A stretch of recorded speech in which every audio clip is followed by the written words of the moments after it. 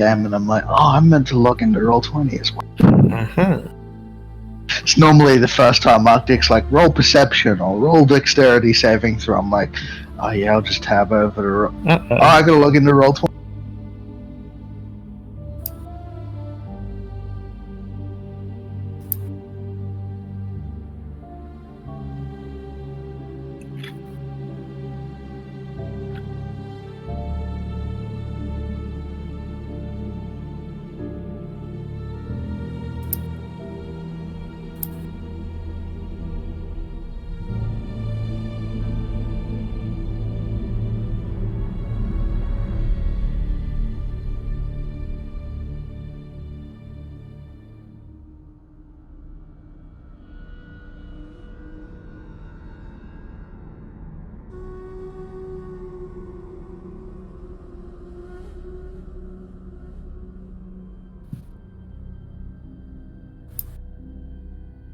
Alright.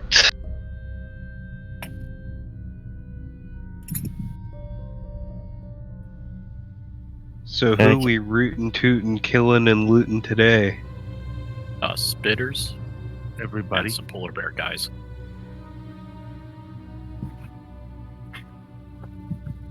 Yeah. Arctic, is my dark vision set to 60 feet? Because I can only see like 45. Well, check it out. Can't even see where you are. Yeah, I can't see where you are. We are to the southeast of the Yeah. others. No, it's not set to 60, no. So 60 dark vision starting at 0, right? I believe so. Let me just check the spell. Yep, cool.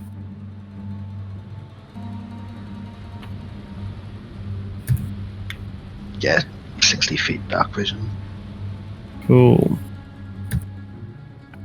Such a great spell, but I never see anyone take it in other games.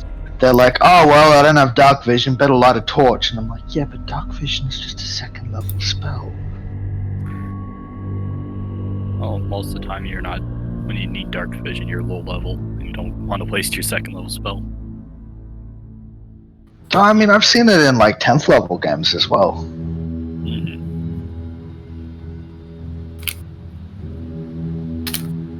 Well, here we are. So, the first 2 levels of Undermountain are ours. We have a great deal of influence and control over them at this point, from the House of Pain down to the Goblin Market. But Sargath is a little bit different. We haven't spent much time here, and we've yet to really establish our presence, though we're in the middle of doing just that. It seems that the Dark Elves, that the Drow of House of Rindar, have a significant stake in this part of the world, in Undermountain in general, but in the Sargath, as far as we can tell in particular. We've dislodged their headquarters. We've stopped their operations. They were kidnapping people, infecting them with spider eggs, and using those eggs to burst through from their belly to make more giant spiders in service of Loth. After wiping out that priest, that temple, which we did quite effectively, we've now entered the halls of an old dwarven ruin that is now currently inhabited by a handful of drow, but mostly their servants, spiders and quaggoths and others. And we're in the middle now of wiping this place out. We don't know how big it is, but we have the momentum at the moment. And thus, combat can continue. Ariok, the fastest reactions in this battle. You will. It's your turn to begin, as we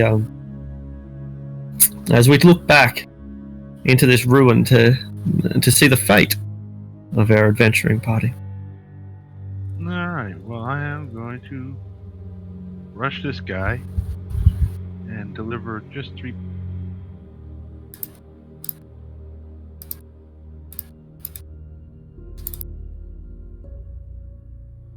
Yeah, each of those strikes is going to hit. He's I got a crossbow and a shield, but he's temporarily put his shield aside to fire the crossbow. and it has left him vulnerable. And that is my turn. You pound him and pummel him, and he's now almost a broken man before you. Your combination of blows just about knocking him out.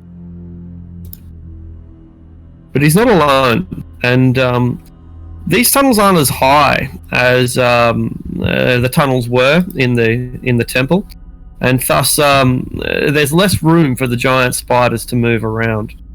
But they're still adapted to these areas pretty well, and they seem to be using the drow, the quaggoths, the bugbears quite tactically in their assault. This one fires a web at Ariok. 14 hit? Negative. Didn't think so. The others, there are other spiders as well, and they assault from different sides. 2 of them firing upon Keviak with their webs. An 11 will probably miss. What about a 20, Keviak? That's a hit. Alright, make us... oh no, you're instantly restrained. So you're suddenly wrapped up in great blankets of web, sticky and wet. And the entanglement restricts your movement and makes it more difficult to swing your voluminous weapon. This spider is already slightly wounded, but it rushes in and launches its fangs into Bjorn. A 20. Yep. Okay. Make a saving throw. The DC is 13.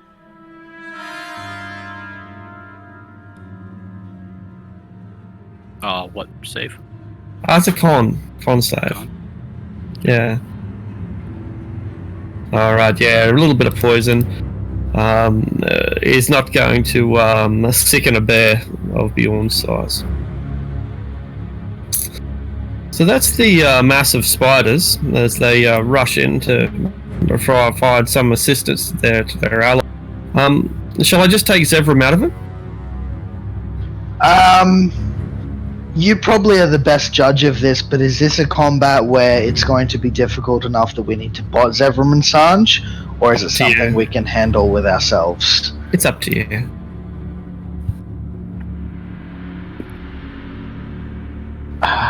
Opinions, everyone? I mean, I can bot... Something shiny on the ground and is busy looking at it right now. Yeah, I can bot Sanj easily enough since we're both wizards and I'm pretty familiar with his spell. But Zia's, I don't know any of Zevram's abilities. Mm-hmm. So maybe take Zevram out and I'll just take control of Sanj for the rest of this fight. Seems reasonable. Alright. Keviak. I had this arachnid nearest me get his turn. I don't think it did. The one, is there one even closer to you? You're actually right, yeah, I didn't even look over on that side. It's, spits its web as well. Oof. Yeah, that's an undoubted hit. Vulnerable as you are, it, advances on your position.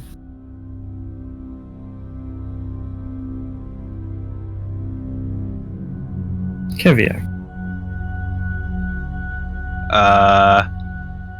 Just fucking furious, as is his natural state. Keviak's gonna fly into a frenzy, and burst out of the webbing, or at least attempt to. Alright. It will take an action to burst this one. You shred it. There is nothing left. You have your bonus act. Oh, you just rage. So did you just rage? I just frenzied. It's like double raging, basically. It lets me attack with my bonus action. Oh, okay, cool. And I'm gonna mace this Quaggoth in the face. Alright, it's already pretty heavily injured, and a good strike would take it down.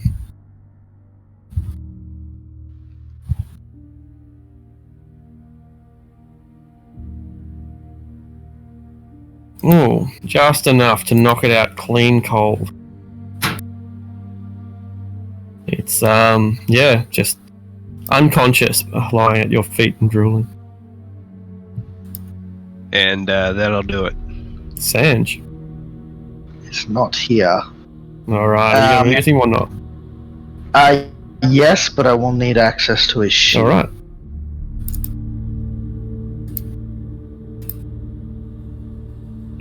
Whoops. There we go.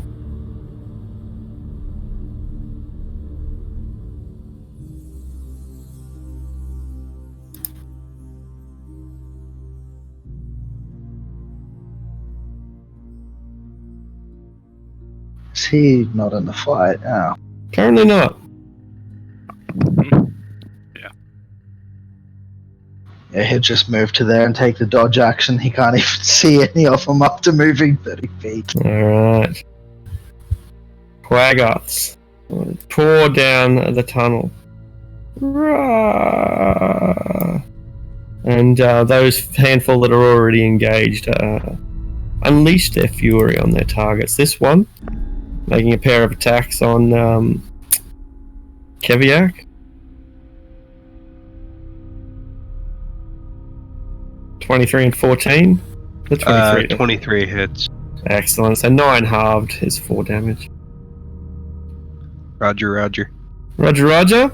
And I'm not even sure if I see any other Quaggoths. That looks like it might be the extent of their military power. Bugbears. There's at least one, because it's currently engaged with Ariok.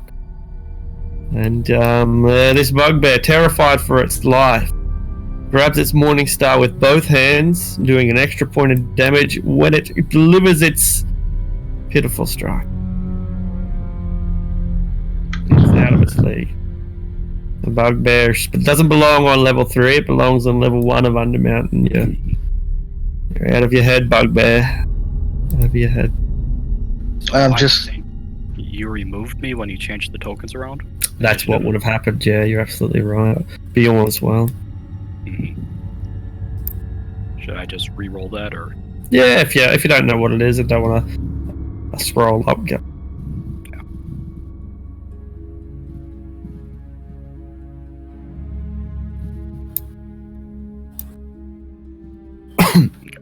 Alright, so you can activate Sia immediately and we'll put Bjorn in his proper location. I'll step forward to the spider and take a big swing at it.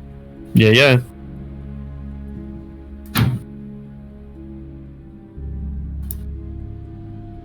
Easily enough to strike. Okay. And a crushing blow. That will kill the spider outright with a single strike.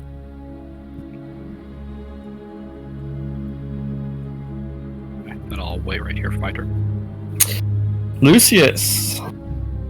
I shall continue to stride forward towards Ariok, and I will glance at this spider here with my... And I believe that is a wisdom saving throw. Let's see how much common sense this spider has. Not enough. He falls asleep.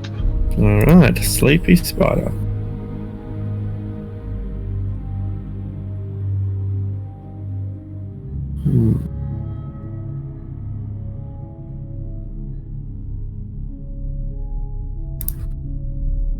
The spider drops to the ground and dozing, and a drow moves into place to target you.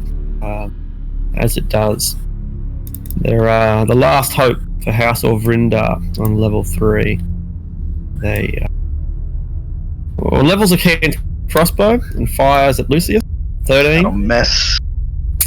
Another one levels a hand crossbow and fires at Ariok. That'll miss. Excuse me, that's pretty bad. 2 more level their crossbows and fire upon Bjorn.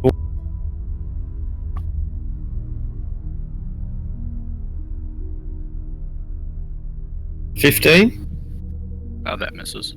Really? No, that does hit. Excellent. Yeah. Con DC 13 to stay conscious. No worries. And finally, 2 drow are also targeting Keviak. They still have confidence for now, but that confidence is slipping very fast. 23, Keviak at DC 13. Hitting a miss. Con save DC 13, you have advantage on the save due to your dwarven superiority. Ooh! Ooh. You are poisoned. Do we do inspiration per session or? Yeah, once per session, that's right. Once per game. Yeah, I'm gonna go ahead and use that then. You are not going to let some drow see himself affect you in any way. There we go. We're back.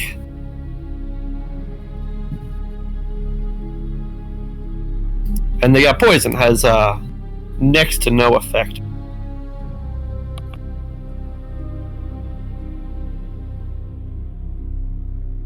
That looks like it might be as much oomph as the drow can deliver. Aldrich. I am going to walk over here.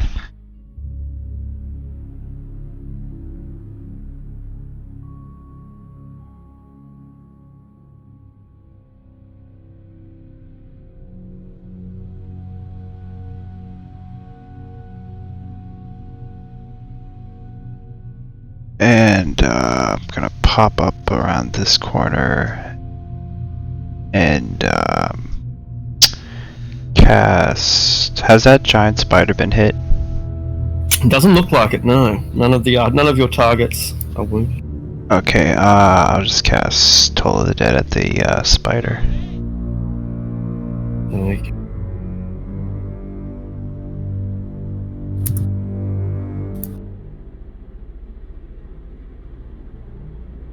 Spider. There we are. The sound is too much for the spider, and it begins to crack under the peels of your bells.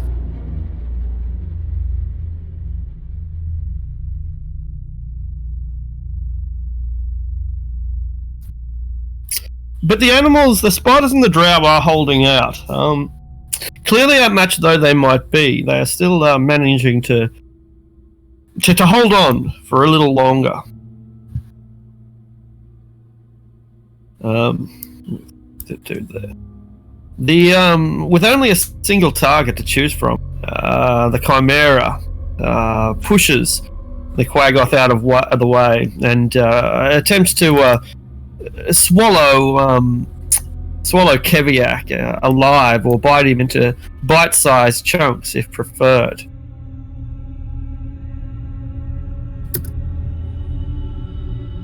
It unleashes with its horns, with its claw, and with its bite.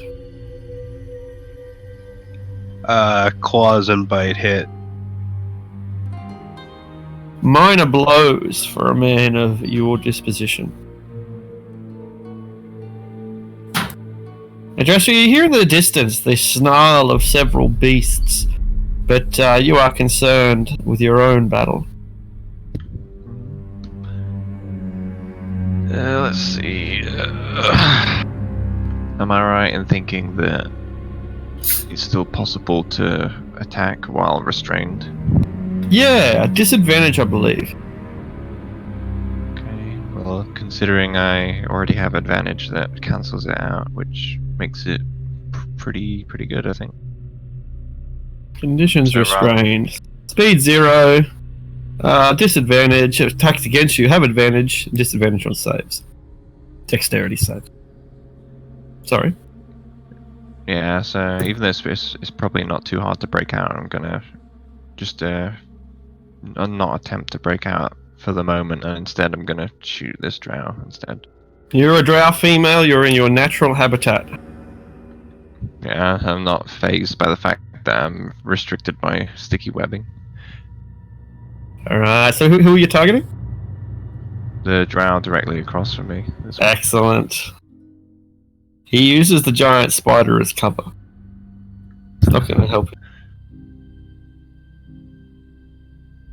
Bam. Yeah. Oh, Ooh. yeah. His life is over. They don't make drow like they used to.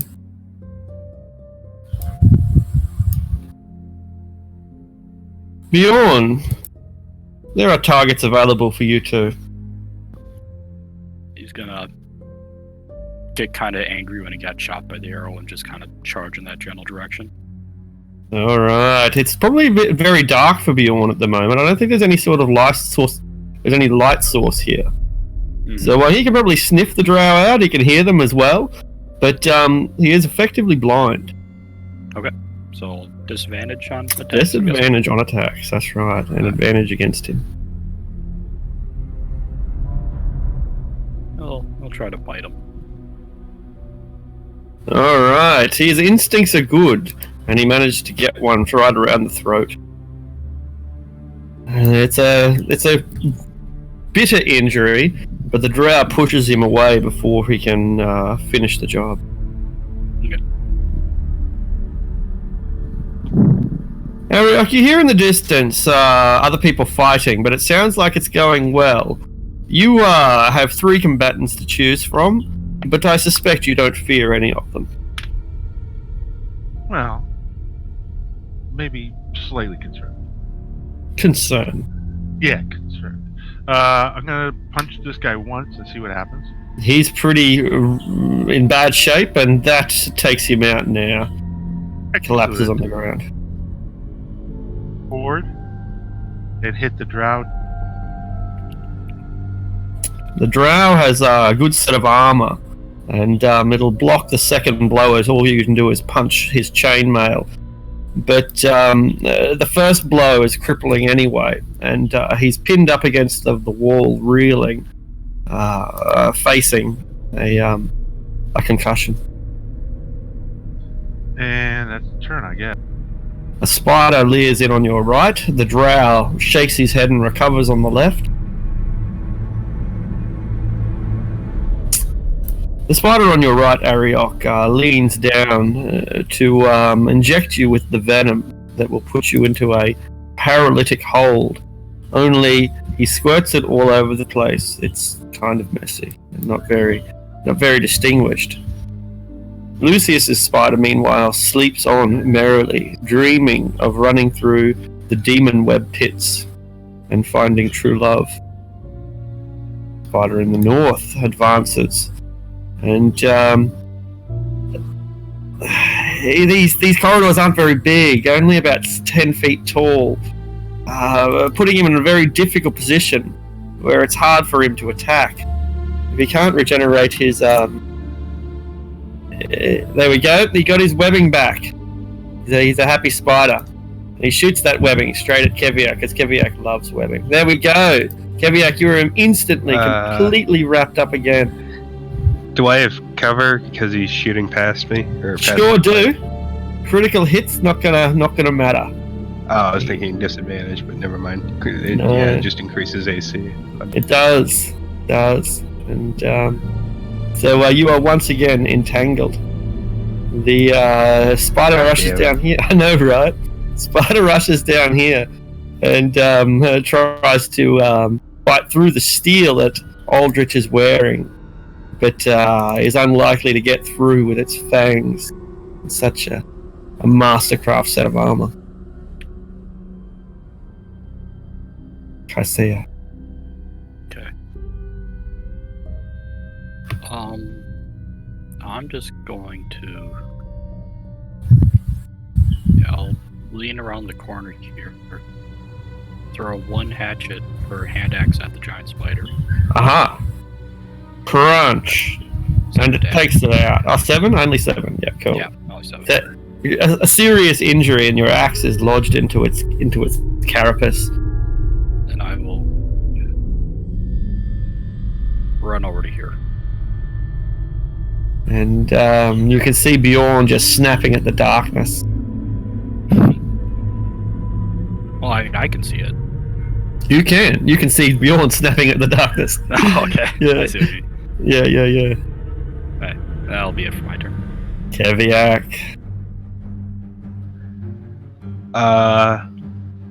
With his shield hand, like the one it's strapped to, Keviak's gonna draw one of the hand axes off his belt and slash at the webbing. Alright, fuck this webbing.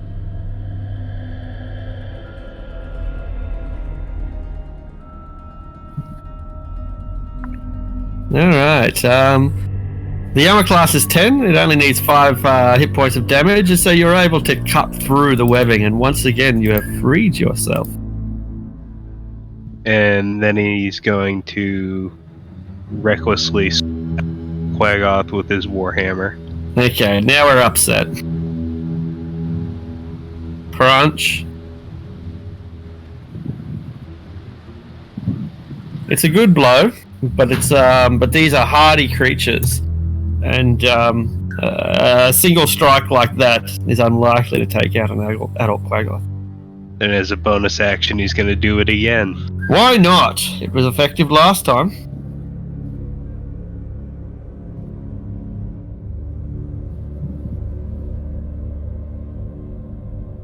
That's an accurate Natural strike. 20. Yeah, natural 20, you're right. Yeah, it's a brilliant strike.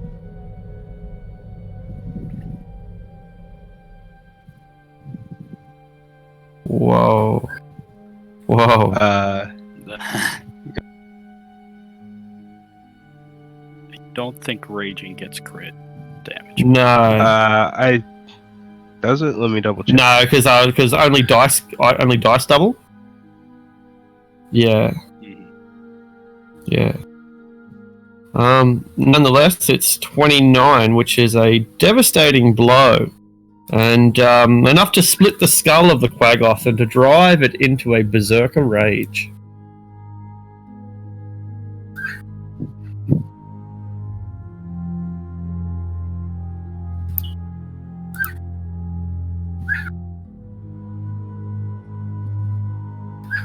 Sanj. Sanj will move up to here and cast Ray of Frost on one of the drow in the room with Oh yeah? Top or bottom? bottom. Alright. It's a great hit. Ooh. And it snap freezes him, instantly killing him. Brilliant and powerful cantrip.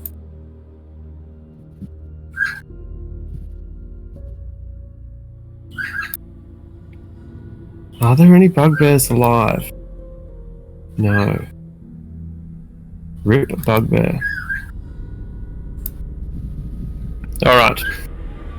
The Quaggoths, however, still have a chance. This one is in a berserker rage, and it runs down to encircle Keviak and strike him from behind with a pair of axe blows that have an unusual amount of strength. There's a 23 hit. It does. It inflicts an extra 2 points of damage as he drives all of the fury he has within him into the blow.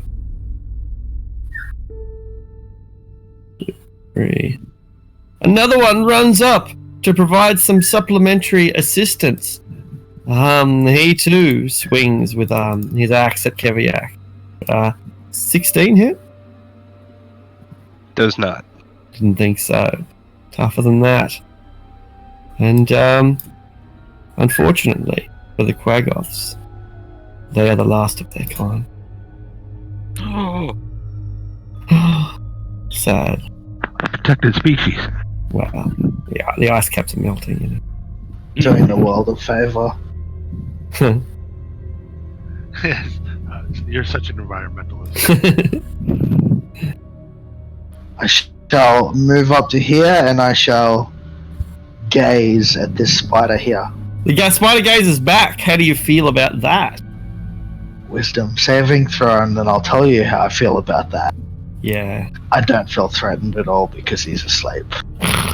He's a sleepy spider. He runs through the demon web pits, and he too finds love, and it was just around the corner all along.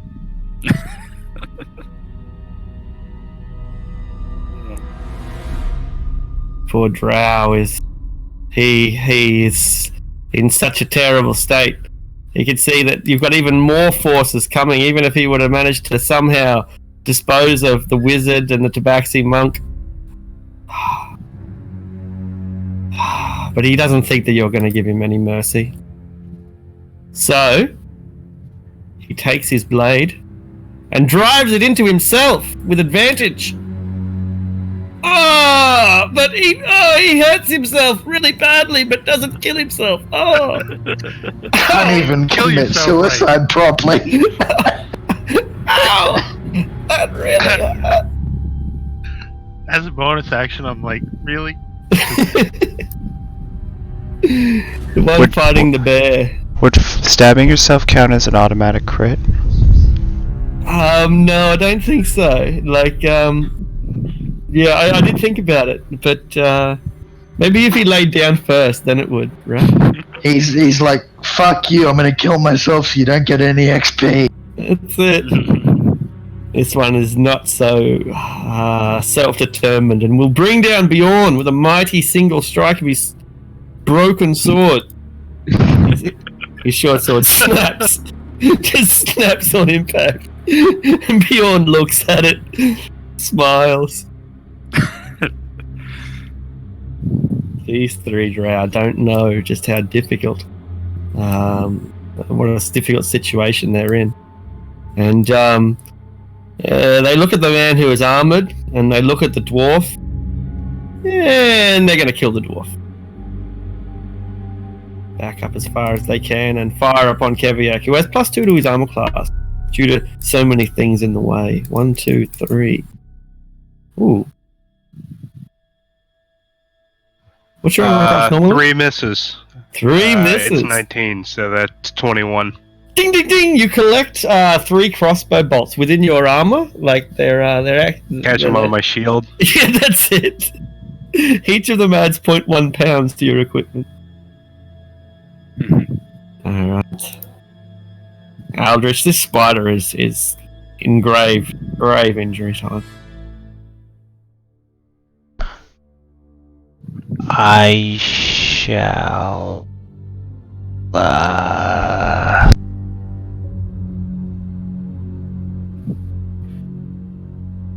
I'm going to strike it with the trade chain of command. Alright.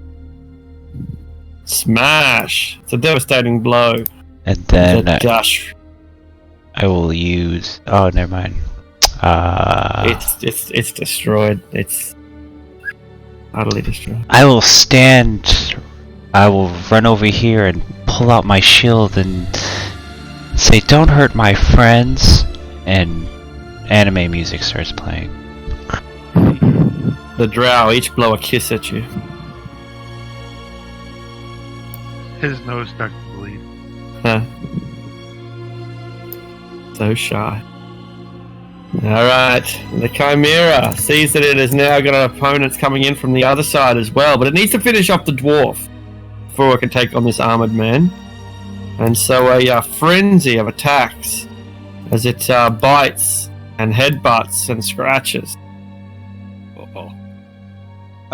3 hits. Beautiful.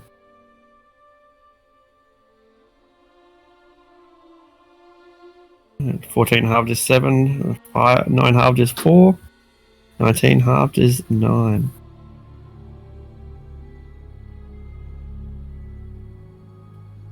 So 7, 4, 9. Yeah. 20 damage. That's 20. That's Yep. right. It's Alright. starting to take you down. The blood loss is beginning to weaken you. Well, I did just hit level 11. Even when I die, I don't really die now. Well, okay. Okay. Don't tell the Chimera that. love barbarians now. Yeah, you thought low level barbarians were cheesy. Wait until you see this. I don't know. At least I'm not bear totem. I Is it just- psychic damage? No. Have it. Yeah. I just throw like 7 beholders, and they only have disintegrate rays.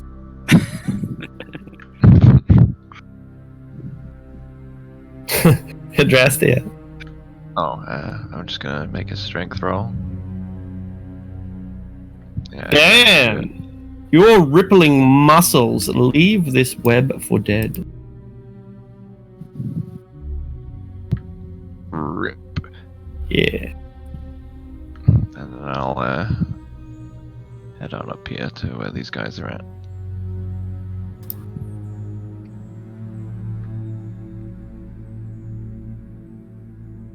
Aware of the fact that that spider is still asleep, hoping it'll come to and reconsider its life decisions. Well, it's, you know, it grew up in a bad neighborhood. Its father never really loved it.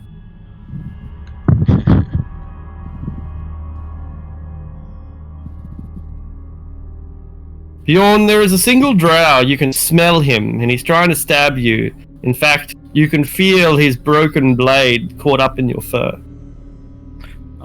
Bjorn's just gonna start swinging wildly, clawing the air all around him. The drow duck. But it doesn't duck low enough. 15 will hit. And the drow is thrown against the wall where its life force pours out and blends with the dirty stones. When you said swings wildly, I couldn't help but imagine this bear standing up on its two back legs and then just punching him in the face. Big roundhouses. Yeah, he does a roundhouse kick. Beautiful. Ariok, you have introduced yourself to a spider, but he is asleep. There is also a drow that is trying to commit suicide in front of you, but he is failing. This is like, this must pass for comedy in Menzo Baranzan. Yeah, I can't attack him if he's trying to kill himself. I'm gonna move on. Alright. He lies down and waits for the bloodlust to do the work. He ends up being the only survivor because he tried to kill himself. Okay, that's 25.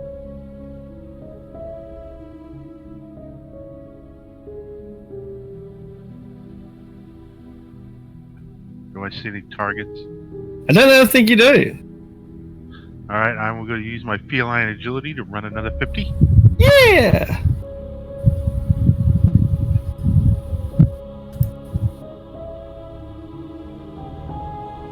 Ah, look at all these targets. Now it's a target-rich environment. Sort of. I mean, most of the targets are your party, but... Yeah, I don't know if I can get through. Can't you, like, run on the ceiling or some bullshit? Oh yeah, I can run on the wall. The ceiling's only about 10 feet high, though. But it's still enough. It's still enough, but there's not a lot of gap in this sense. Dwelling. I will land there, and that is my turn. Alright. Giant spider moves in. He's run out of web, well and truly, so he's just going to eat or Keviak alive. I think he is the last of his kind. Oh well. Spiders, they put in a good show. Let's see.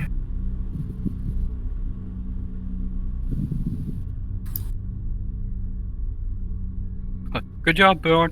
Come on, let's go. This way.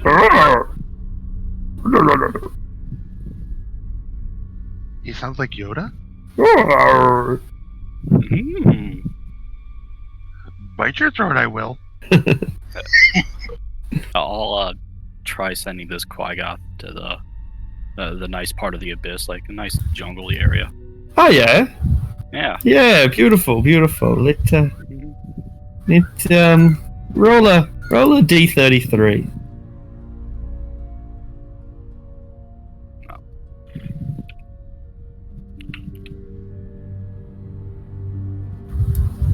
Yeah, it's nicer than most parts of the abyss. It's a tropical jungle oozing with poisonous snakes and venomous trees, where the rivers are made of acid and fire falls from the sky only a few hours every day. Oh, that's not too bad. Not too bad. I mean, by the There it goes. abyss. As I'm swinging, you hear monkeys laughing all around. Monkeys start fighting. Oh no. Keviak, you hear monkeys? Keviak is particularly angry at this spider, but he didn't get this far in his career by not being a cunning fucker when it counts. So, as a bonus action, he's gonna blam it in the face with his warhammer. Bam! Crunch. You have broken a spider's face. And then, as his action, he's going to disengage. Alright. You still have your movement left. And take his place in the corridor. Sanj, you don't see Keviak back off very often.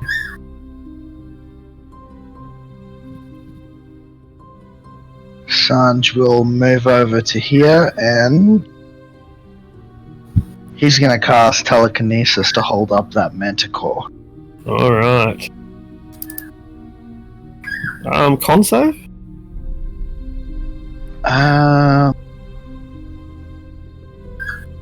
Strength check.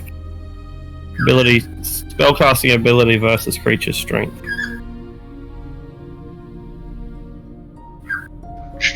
Yeah, I think it's spell. Yeah.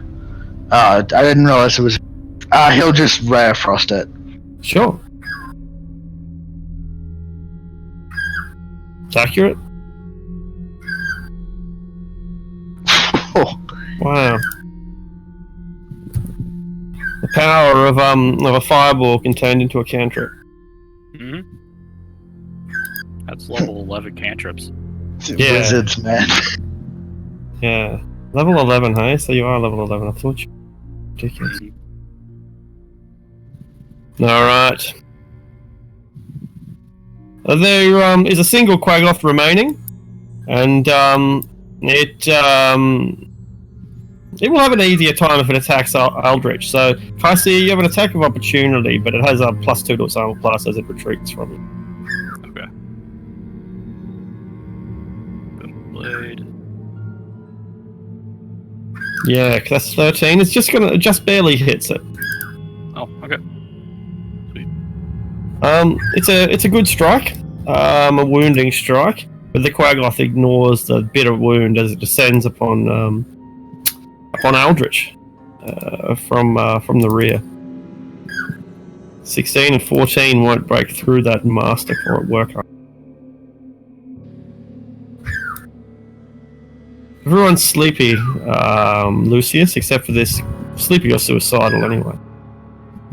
Shall go to here. I shall miss to here.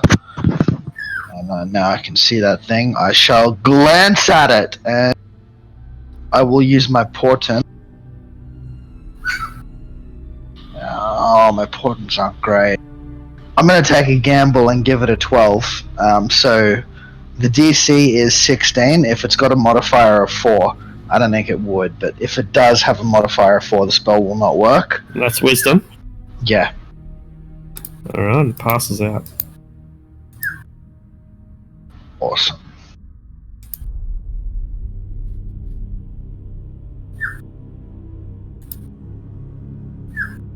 The last remaining drow.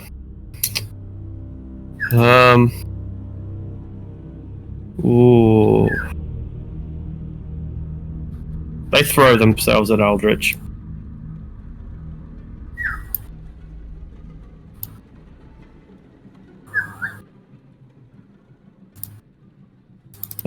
Stabbing desperately. A 22, perhaps, for Eldritch. Yes, a 22 hits. You bleed a little bit of your own blood. 7 damage, a minor injury in the scheme of things, but it's unusual for you to feel pain these days. It seems that Leviathan just haven't given you the option to feel anything anymore. No one makes me bleed in my own blood.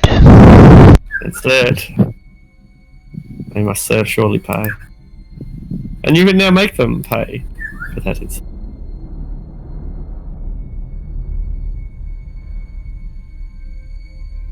Damn, I am surrounded, so...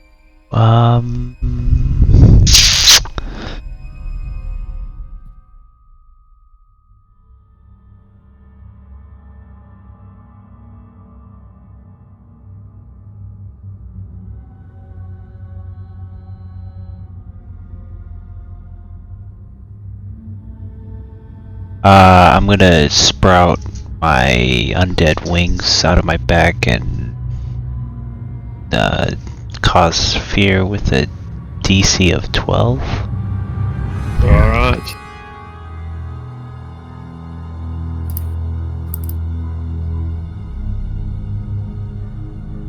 Not one of them can control their emotions.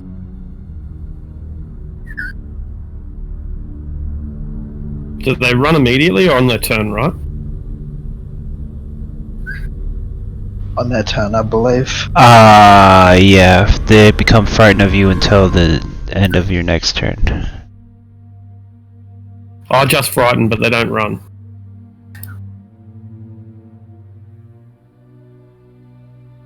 Yeah, I think that's the spell frightened. That does make some Yeah. Cool. Good to know. So disadvantage on their attack. The Chimera sleeps. How long does Eyebite last? 10 rounds, 1 minute. Right. Drastia. I will leave sleepy spooters to their sleep. For the best. Hell is that up there? Oh, it's Aldris surrounded by drow. Yeah. No big deal. Good lord. The drow are terrified of him. That's And he has- normal Sunday. Pretty much. He's got these necrotic wings coming out of his back, and they don't like it. It's pretty spooky. May I give them something else to be scared of?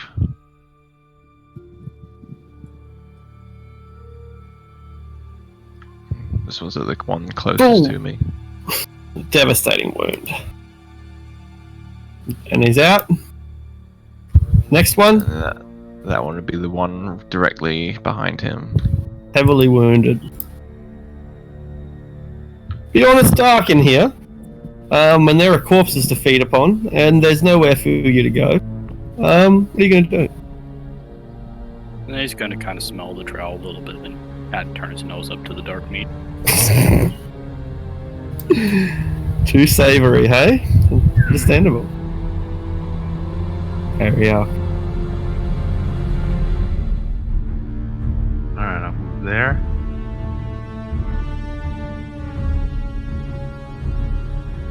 Okay.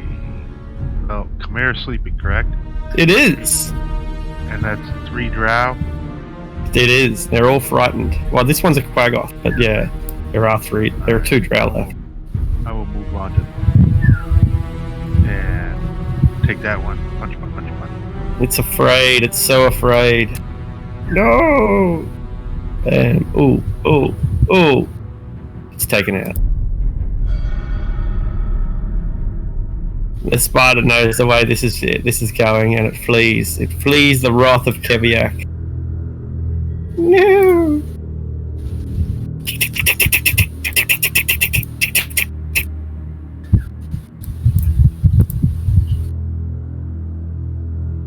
I see ya. There's one around the corner.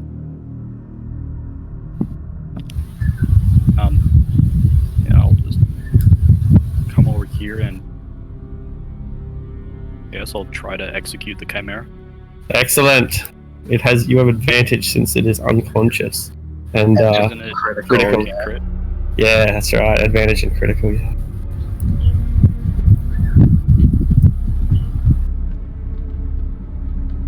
So, that'd be. I'll Yeah. Just roll the extra dice. 2d8 and 2d6.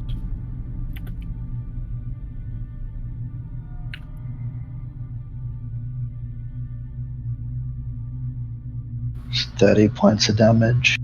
Ah, booming blade. Yeah, right. So it doubles the booming blade. Yep, absolutely. Wait, Bam. It actually does not double this damage for the booming blade. It doubles the damage if it moves. Oh, Primary damage. Isn't right. the 2d8 part of the casting? Because you do damage upon hitting at level 5 and 11. Yeah, but I believe it's worded weird, so it only affects the first set of the damage. Criticals? No, it should double all die. Yeah, criticals double dice. So they don't double modifiers, but they double dice. So Okay. Yeah, yeah, I'd be all. excellent. A crippling blow, and the Chimera is given a rude awakening. Assume it does it wake up, right? I'm sure it would. Oh, yeah, it does. Yeah, It does. yeah, cool. Doesn't keep it unconscious. I'm going to put it back to sleep on my turn, so. Roger that. Caveat. You know, Kiviak ain't done with that fucking spider. Spider is fleeing. Oh my god! He doesn't see it. So, he's gonna fling 3 javelins at the Chimera. Alright. Caveat, if you keep going, it's the third one on the left is the path it took. Thanks.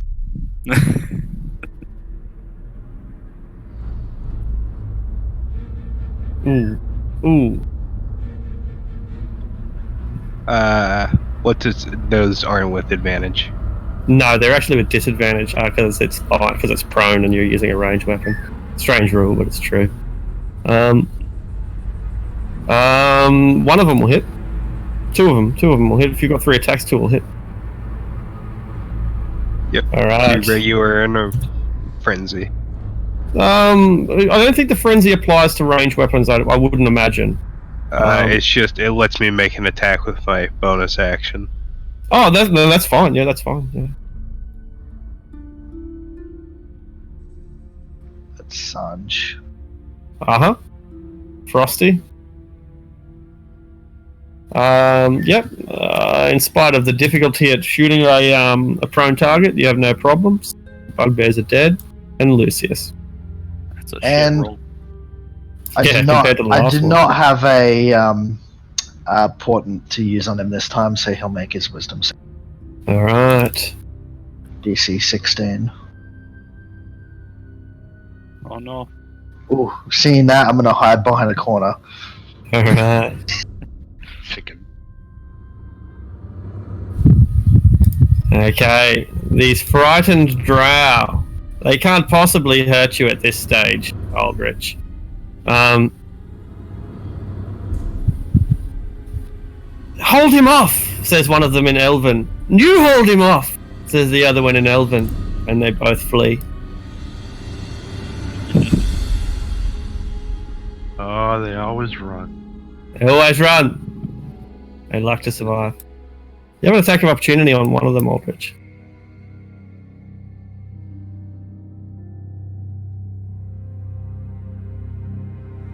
But unfortunately, your flail wings astray.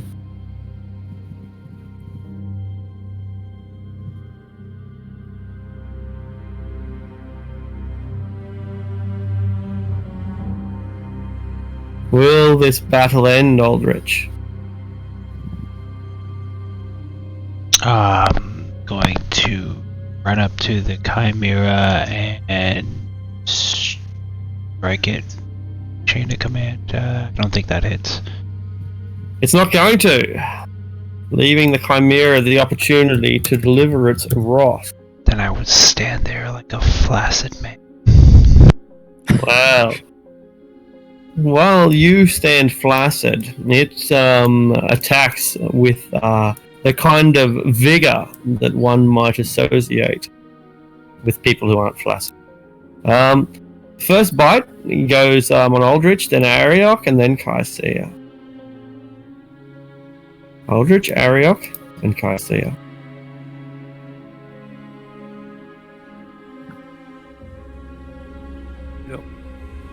Alright. So I think that one will miss Aldrich since he is impenetrable.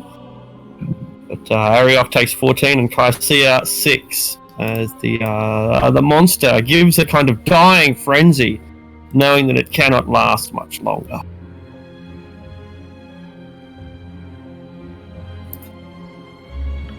Okay.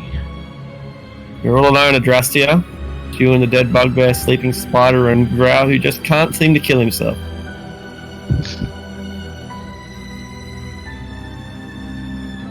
There's a burr. It's my bonus action to do fleet of foot. Keep moving. Alright. Oh, hello.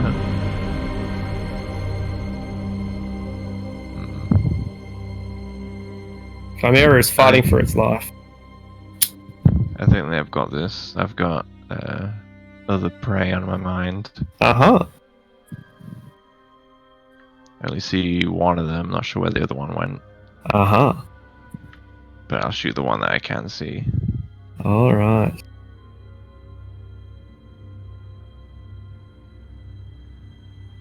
You hear the other one disappearing to the right, by the way, although you might not see it. That's a hit. And an injury, but not enough to bring it down. It stumbles and falls. And then perishes. Clunk, clunk.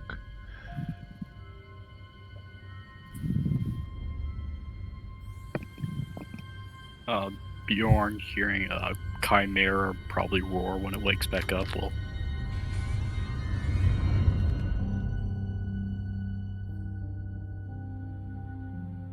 run over to here. Trampling Sanj underfoot. Yep. And take a bite at the chimera's throat. Alright, you have 3 throats to choose from. One of them is hit. Goat probably tastes best. Alright. The goat throat.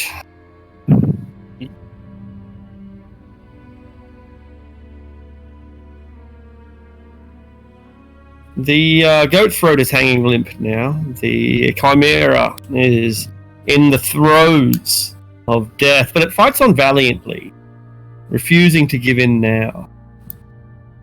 But Ariok, it's unlikely that it can weather an assault of... Yeah. of Punch, the sort, punch, punch. sort that you can deliver. Does that get him? I can't see yet. It's not coming up yet.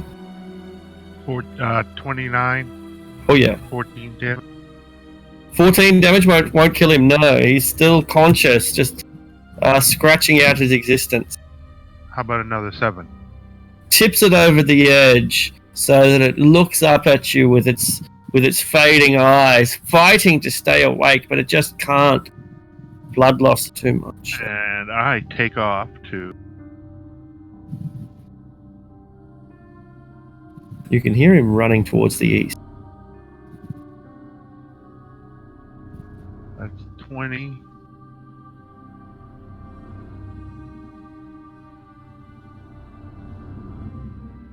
That's 50, and I can see him. Leave me be, he says. Kill yourself! The spider is surely safe now. See ya.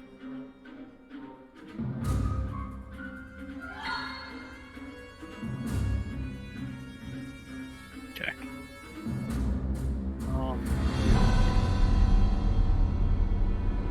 Nice rent.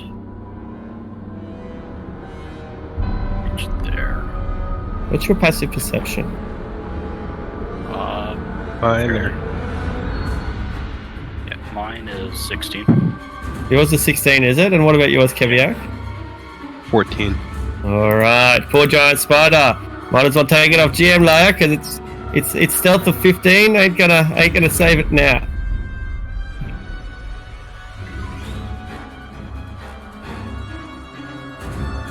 I'll run up to here. Alright. But Keviak is powering past you. He's not letting this arachnid get away. he's gonna click his heels together and start flying like Superman, like 2 feet over the ground, just in this direction, screaming, "Come on! I just wanna talk!" Alright. At first, you find nothing. Empty rooms, rubble, old dwarven architecture, and then you see it's a spider. But it's already dead. It's lying up on its back, its legs are up in the air. It's all quite dramatic. It's like, I have perished. It wiggles its legs because it's already perished. Can't you see it? If you take one more step, you'll see it. He says, "I have perished." I have perished. There it You is. may leave now. Gonna go, "Aww."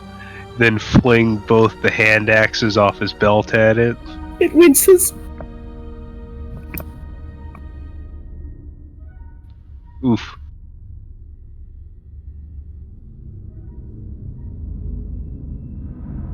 You have broken one of your hand axes, but the other one has claimed you a spider. I have spares. Don't worry. We have reserves. I think that's the last of them except for Ariok's drow.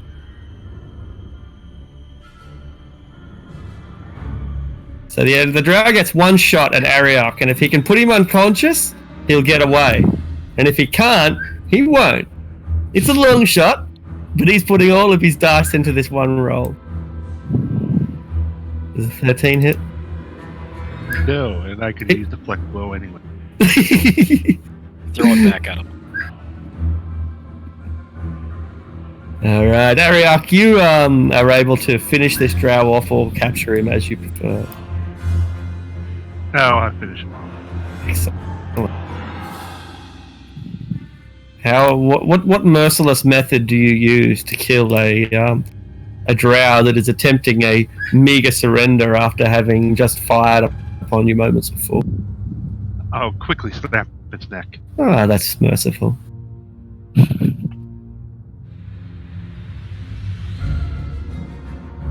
Well,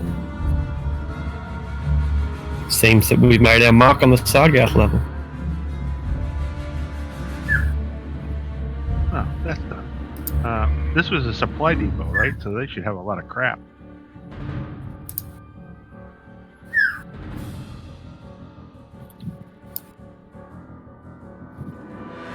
You guys want to go after the pirate treasure? Let's search this place first. Okay. Gonna use it. I'm gonna need to sit down for about an hour when we get a minute. You're looking a little woozy there. I got a bit too into that one. It happens to the best of us. I got real angry at that spider. Sorry, I actually have a cold right now. No, it's fine. Alright, let's search around and see if they had anything. Yeah. I'll let you search around as you want. So you can just move sort of fairly freely and inspect it. There's not much to see if you don't want to see it, but it'll give you an idea for what the place looks like, if you will. Whoever is making this search, whoever is looking around, you can make an investigation roll as you go through. Just one of us, or anyone? Yeah, anyone who's doing the searching can make that investigation roll. If you're willing to spend an hour do it, we can take advantage. But for now, we'll just do a normal one. Well, I was thinking, I don't need to rest, so I'll search around while Keviak and whoever's wounded rest. But like for a full hour, that could, obviously provoke more random encounters, that sort of thing. If that's what you want to do, that's no problem. But I can accompany Lucius because I'm not hurt either. Yep. Yeah, I'll just wander off some other direction. Cool. All right. Yes. Cool. So anyone who's not resting and is in searching, you can have advantage on your investigation rolls because you've got a lot of time to clear away the web and upturn every loose stone. The place is pretty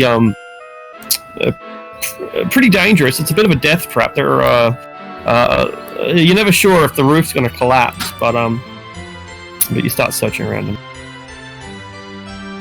I got a better roll than Lucius. I go up to Keviak and I say, "May Leviatar bless you." Touch his forehead and I'm gonna use my inspiration, even though I got above a 20, just because I feel insulted by the fact that Adrastea is putting more effort into this than me. Okay.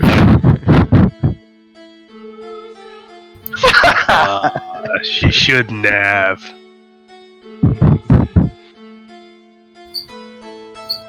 Oh, hey, Lucius. Found something over here. I was gonna scream out into the hallway. Yeah, that kind of. Where's here? I don't know if you can see that ping. So, you see where the bear is? You take Yes. a right, and you go up, another right, down, right, up, and left. Take Route 12 to Route 13. Yeah. Follow Route You 13. go to 3rd Street, and it's the fifth road after you get to 3rd Street. That's on the left. right. Rather than damaging the architecture and everything, having the roof collapse, I'm just gonna cast Arcane Eye again and have it go through all of the rooms and stuff in the area, everywhere in the region where the drought. Okay. So those of you who, so Lucius did pretty well on the investigation, and Adrastea did too, given enough time. Both of you can make either insight or history checks.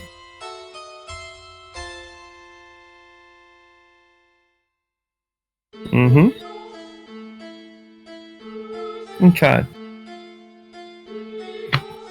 Adrastea, something doesn't add up. Something doesn't add up. How long have you been coming to Undermountain? When was the first time you came here? The first time, ages ago, probably, like maybe nearly 100 years ago. Like Nearly 100 years ago. very, very Good. long time. All right, that's good. Came That's to good. school for, like a lifetime ago, a human lifetime ago. Yeah, that's good. Because you have vague recollections of this area, and this doesn't make sense. You don't remember this being here. You might not have been to this exact area, but you know the vicinity. And in this vicinity, there was never these dwarven caverns weren't here. You're trying to fathom where this might be in the geographic sense of where Skullport is, and where the other locations within Sargath level are, where the river is, and this location shouldn't necessarily be here. It's 100-year-old memory. You're trying to sort through it, and while you're trying to make sense of it, Lucius makes some interesting discoveries as well. Now you find some treasure, you find some trade goods, and I'll share with those with you very, very shortly. But there's something that's bothering you as well, Lucius. There are some dwarven records here, carved into the wall, for example, and a couple of old rune tokens and the like. And a few things bother you. First of all, there's no references to dwarven gods. That's not totally bizarre, but most cultures incorporate religion into their art. It's pretty standard. There's no references at all to the dwarven gods in these ones. Further, there's no references to any place that you're familiar. It doesn't talk about Malerkin or Ilafan or Nimor's Hold or the Sword Coast. It talks about places that you've never heard of, that you've never been to. At first you think maybe you're just mistranslating it, but there's no doubt about it. The artwork on these walls, the texts and tomes that you find, they don't refer to this geographic area. They don't refer to our gods. They don't refer to any gods at all. Yeah. So this dwarven civilized settlement that you're in, you might have thought it was part of Malerkin last week. That made a lot of sense. It was logical, but it's not. These people, the dwarves who carved this cavern, seem to have absolutely no cultural, economic, or social ties with Malerkin, nor have they ever even heard of them. Yeah, this is the structure. Ooh. Not a bad haul. I'll roll that in a second. That's either implying that this is perhaps a fake hold set up by Hallister, or perhaps a result of the spell play.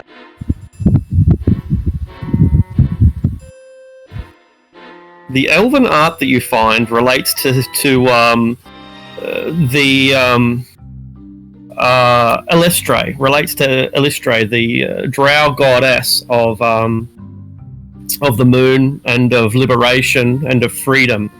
Little old tokens of silver and of platinum that the drow didn't discover. They weren't hoarding these pieces of art. You just found them as you rifle through rocks and boulders and the like. The dwarven art, on the other hand, that relates back to a culture called Stromdulkor, but it holds no references to any god, no references to any local society. It's quite unique. It's unlike any dwarven art anyone's ever seen before. Lots of dragon motifs, and dwarves don't normally put dragons in their illustrations. They're axes and hammers and stuff like that, but this is all dragons and rivers and mountains.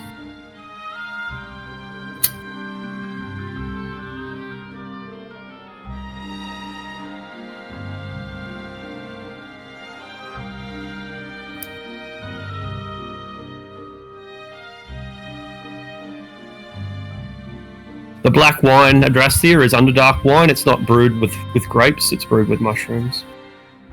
Oh, is that good shit? Yeah. It seems Lucius is a bit of an art guy. Apparently. And 2 final rolls. Yeah, so that art specifically, Elistre, and dwarves of a culture you've never seen before.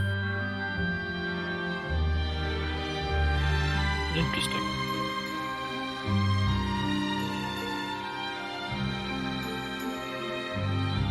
So what do you make of all this, Lucius? Odd, to say the least. I'm just I've putting that in treasury now. I've been here before many times over the past century. I don't recall these tunnels being here.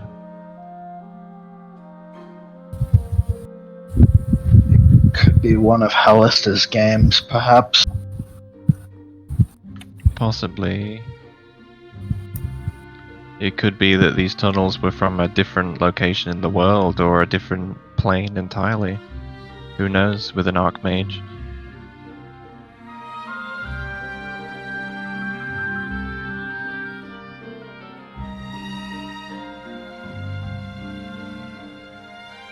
What kind of silk is it? Spider silk. Giant spider silk. Hey, I could make that into something if you want. Absolutely. In fact, it'd be perfect for armor or equipment for a monk. Wizards, priests, monks, silk equipment is silk is an excellent medium for making equipment for those classes. Not a bad haul. That's a good haul. Yeah. It's interesting. I shouldn't put words in thoughts into your head, and I definitely apologise for interrupting as well. But it's just interesting because it would imply that these drow had some interest in trade. You don't gather all of these items for nothing. Who uses 400 pounds of silk, right? Anyway, just a thought. Yeah, but they were also kidnapping people, so no sympathy for them. Sorry, Hey, that's Inquisitor. just another trade. Oh, that's why we were killing them. I thought we were just killing them because they were drow. No. No, We we needed much reason actually to kill Drow. did have a reason this time.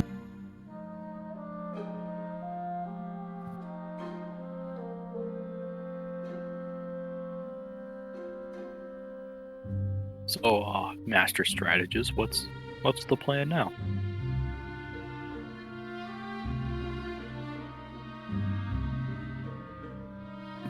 I discussed it among yourselves. Just give me a minute, because I am putting all this in treasury, so I haven't stopped to think yet. Well, a lot of the stuff we can't do because we're missing card numbers. We could go after that treasure for the. Oh, a pirate's treasure. That sounds Hard. pretty neat.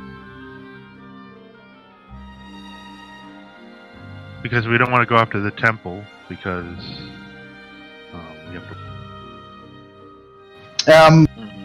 Well, what I was thinking is that we found this gate type thing on the second level a while ago, and it's a gate, and it has 3 symbols of like withered trees on it. And I've been thinking that if we want to get some of the good shit, we need to go deeper into Undermountain. These first 1 or 2 levels aren't going to really produce much in the way of treasure for people of our power level. So I was thinking we can try figure out this gate and go through that, and maybe it'll take us deeper, and also give us a way to go back and forwards from a fairly early point in Undermountain to a deeper one, and also explore something new that a lot of people might not have been through. Yeah, that sounds fun. Do you That's fine have with an me, idea and- for getting through it? I do. It had symbols of dead trees, withered trees on it. So I'm gonna, when we go back up to the surface now, I'm thinking I'll blight a random tree or something outside the city, and bring a couple of dead branches to the gate and see if that works. It might work. And we'll wind up in Ravenloft. Yeah, Ravenloft ain't fun. We've learned that. I don't know. I think Ravenloft's pretty fun. I mean, it's fun for us. It's not fun for Anton and Elenwe. Yeah. So, are we going to the gate, or are we going to the pirate treasure? What do we? Well, I think for now, let's go back up to the city, spend a couple of days, because I've got some spells I want to scribe, and buy a couple of things, and then let's head to this gate and see if we can go.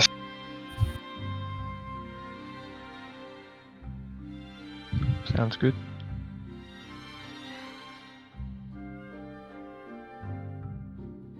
All right.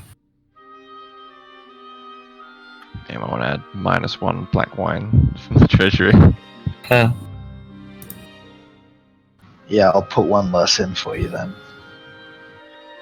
That'll be 25 gold pieces from the party. That's it. So we're going back to the city. Do spider silk Yes. robes have any properties? They look By fancy themselves, as fuck. yeah, by themselves, no. Silk is only, it's a non-magical material, but it serves as an excellent medium for creating magical materials.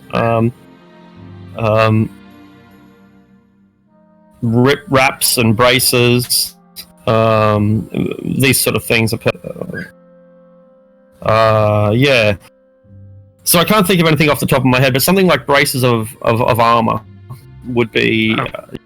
Yeah. I was thinking like monk robe of armor. They actually make them. So. Yeah, and that's right. It'd be so. Depending on how powerful the armor is. You might need 500 gold pieces worth of silk, or 2,000 gold pieces worth, or 8,000 gold pieces worth. Yeah, depending on what it is you want to make. So, braces of armor, for example. Let's have a look at that. But you want like monk robe of armor. It's the same thing.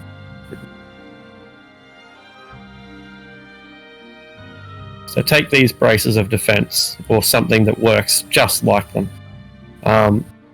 While you have no armor and have no shield, you'll gain +2 armor class. That's an example of braces of defense. You can manufacture these, but you're going to need 2,000 gold pieces worth of silk as your base. How much do we have, guys? We have Oh, just closed the treasure tab. 1,450 gold worth of silk.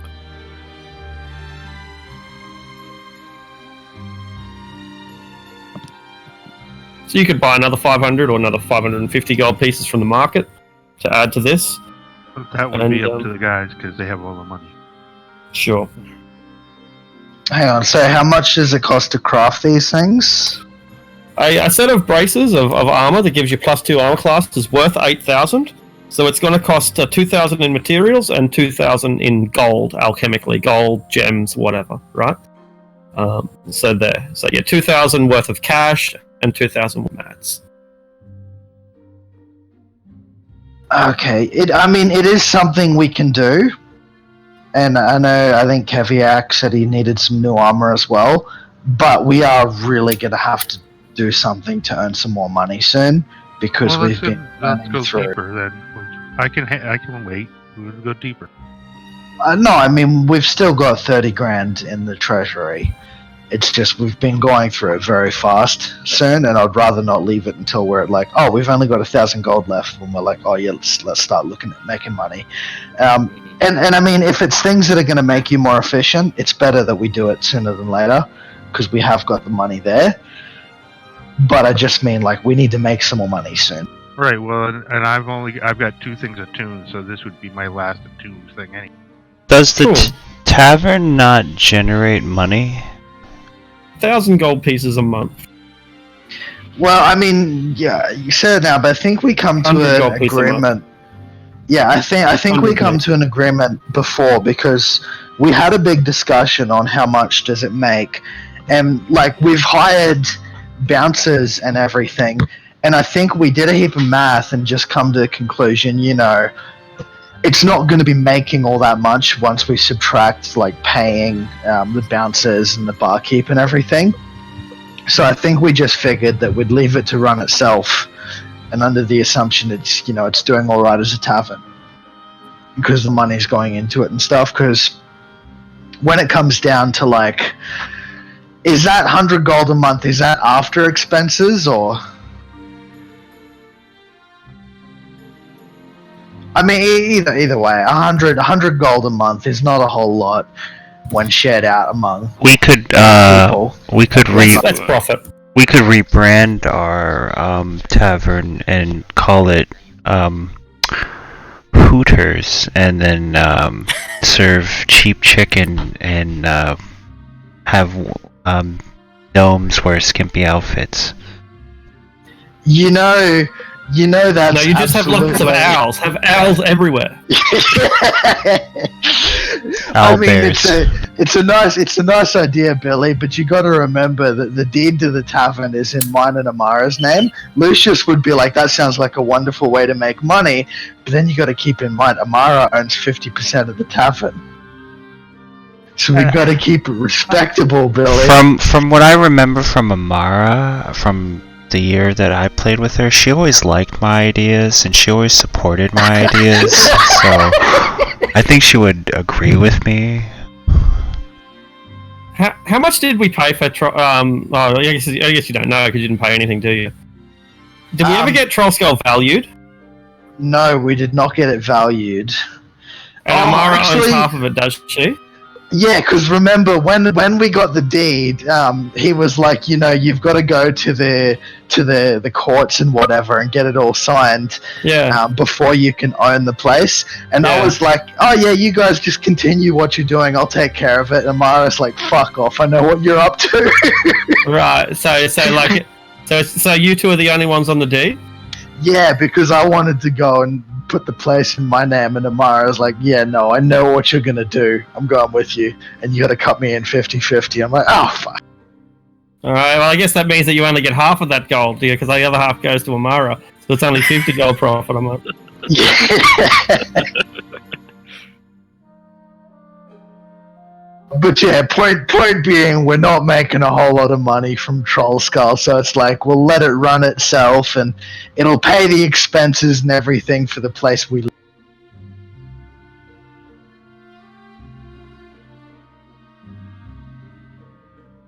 Yeah, so yeah, we'll go back up. Keviak, did you need some new armor as well? Yeah. I'm not going to talk about that in character. I can't with this cold. Yeah, I was gonna get myself some half plate. Enchanted, or are you just looking for normal stuff? I'm guessing enchanted. Well, I was gonna go for normal, but if enchanted's like, if the group's willing to spring to get enchanted, I can't afford it out of my personal funds. One question though, as barbarian, isn't it better for you to be not wearing armor? Not unless my dex is really high, which it isn't. Okay, so you've worked out you'll get more AC from half plate than from... Yeah, it's 10 plus dex plus con.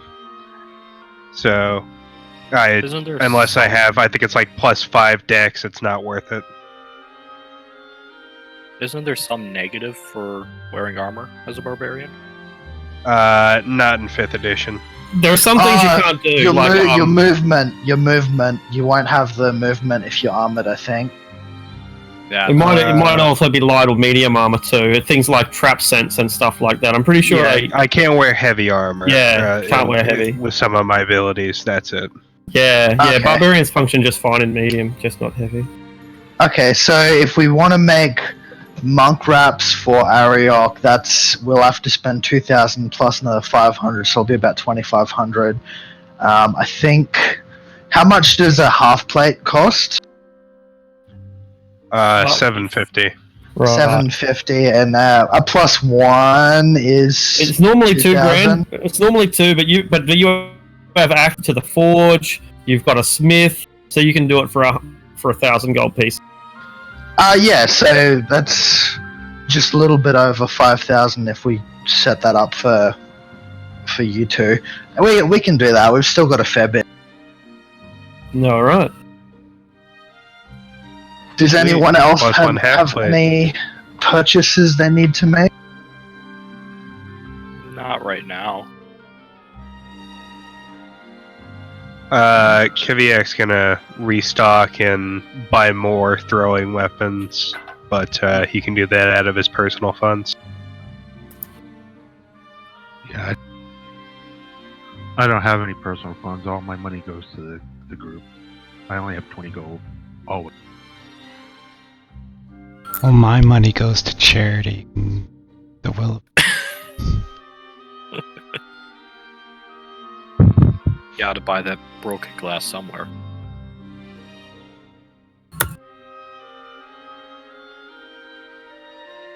All right, Ariok, you can decide what your robes look like, because they being mastercraft, they will look amazing. You'll have embroideries and dyes and all that sort of stuff. That's all part of the process. So these silk robes are magnificent, custom made for you, custom designed. What do they look like? Well, they're of course red with gold trim and the symbol of my monastery on the front, and a small symbol of Amon on it, or whatever his god name. Cool.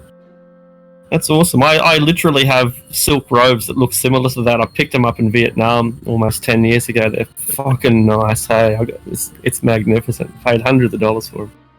Anyway, yeah, it looks great. It looks simply spectacular. Alright, so yeah. I have marked off Keviak getting a +1 brass half plate, and Ariok getting +2. Alright, and I gotta remove the silk from the.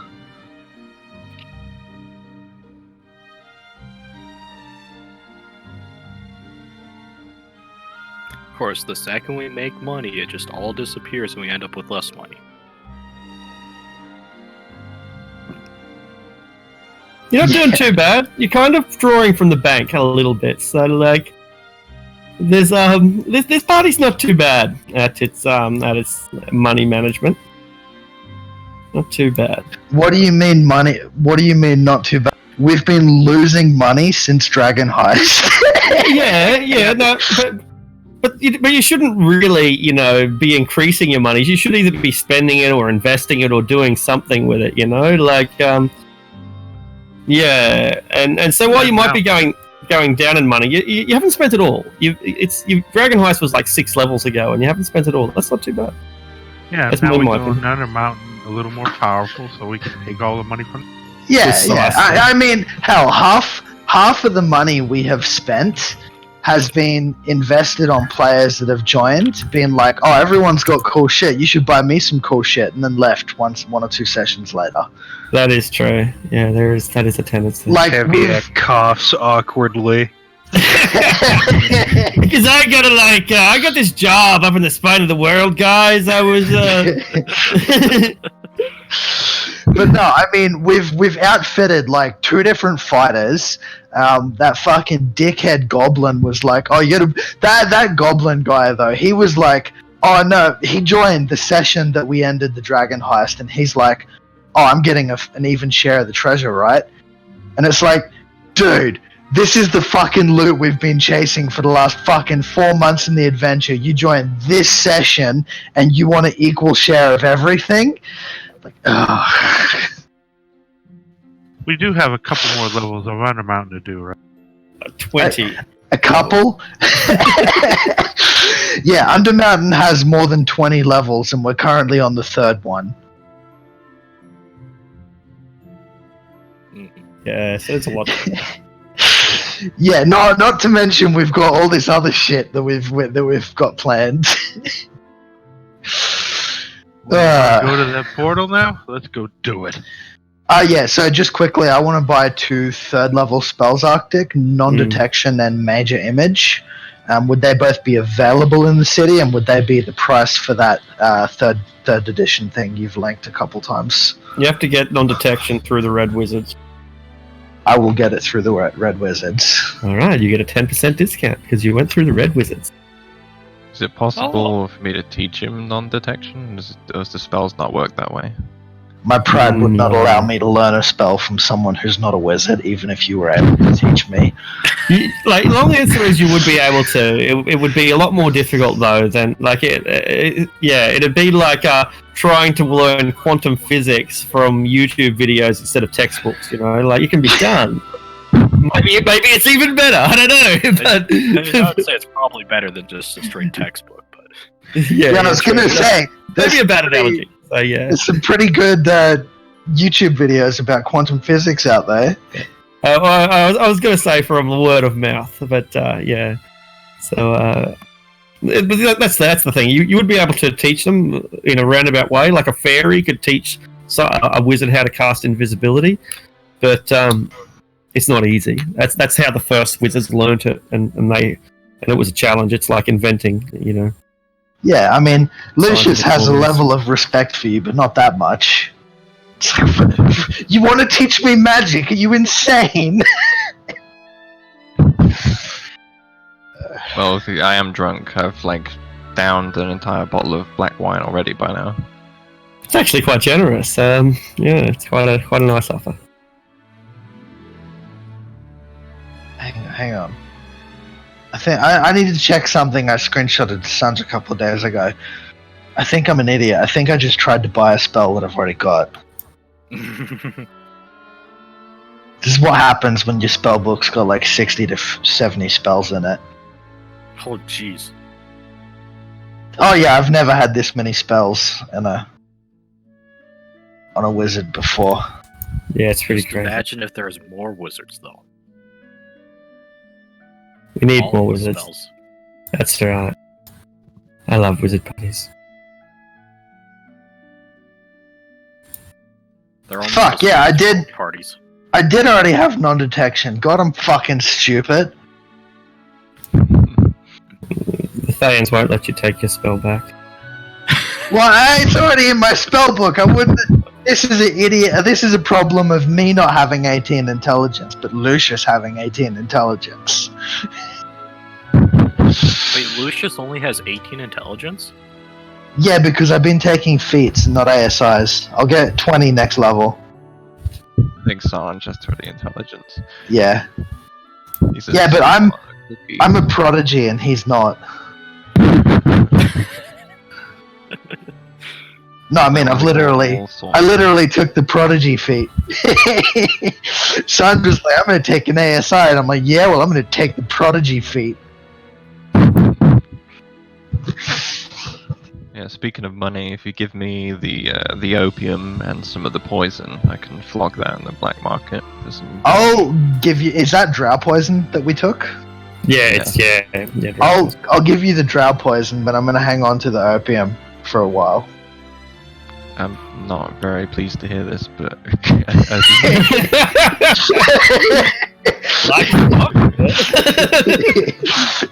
Were you planning on selling it or paying for it out of your own pocket?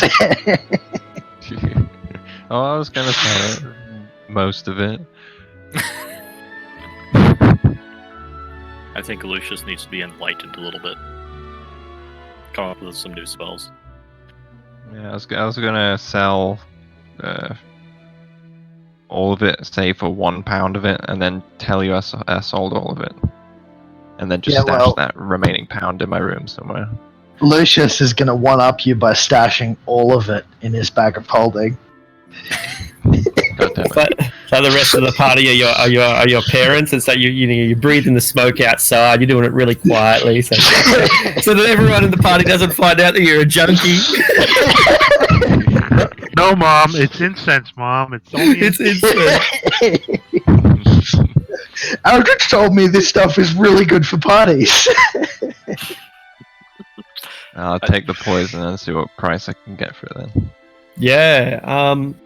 The Aren't you price. gonna use drow poison though? I can, but at this point I've got a lot of it. So with the eight vials of poison that I'm getting, plus the ones I already have, that's 17 vials in total. Poison is one of those things that doesn't lose a lot of value. As long as you've got a market for it, you can usually offload it at the maximum price. So most second-hand equipment, swords and armor, and you wouldn't get much of a return from, but you get the full value of the poison. I think it's is it 200 gold an application? I'm not sure, but it's in the compendium anyway. It tells you how much a vial of drow poison's worth. Might be 125. I believe it's 200 per Yeah. vial. I thought it was 200. Yeah, and That's a glyph of warding. I don't know, Warding's 250, I think, isn't it? Or is it 200? I thought it was 200. It's like 2 something. It's either 200 or 250. That's a whole elephant. Yes. Yeah, so And what's your point? yeah, Say I'll why attempt buy- to sell. I'll attempt to sell 10 vials of the poison. And people are clamoring for it. Yeah, I'll see if I can sell it for higher than market value, 210 instead of 200. All right. Make a persuasion roll. Because Yeah, it's keep going. genuine drow poison. being And you're a sold by genuine- drow. Exactly right. It's like a Jamaican guy coming up to you with the best buds. They're like, oh, this guy knows his shit. He's got dreadlocks. Fortunately, I'm not very persuasive. And yeah, and the people are already undercutting the market anyway. The Rundine are already selling poison at a 10% discount. So the fact that you're able to get market value is pretty good because it means you're getting more than the apothecaries anyway. It's not too bad. It's worth a shot. It was worth a shit. So I'll sell it for its market value then. All right, the Zentarum added to their stores. doesn't concern me. Until that poison's used to kidnap one of the party members. Was that party member worth 200 gold? Maybe.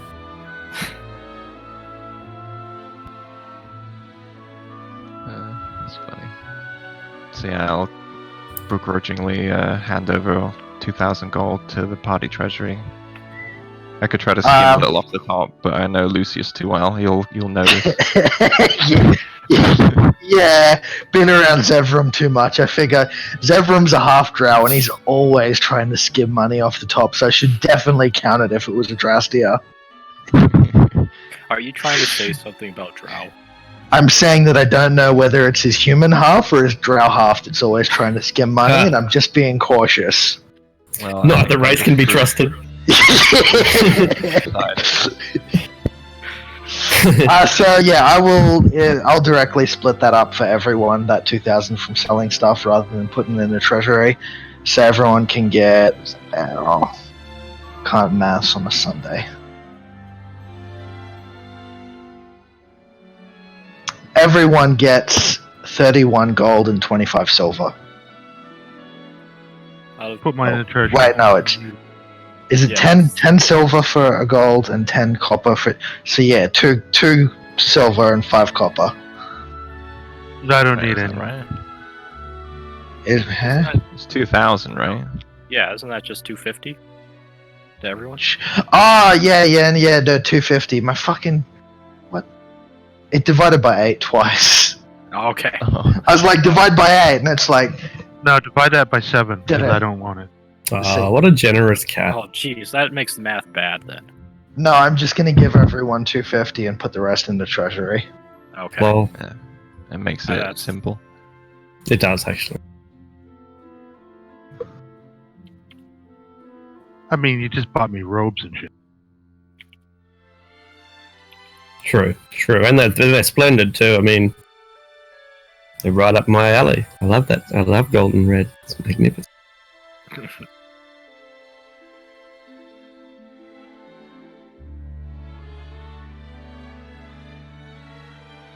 All right.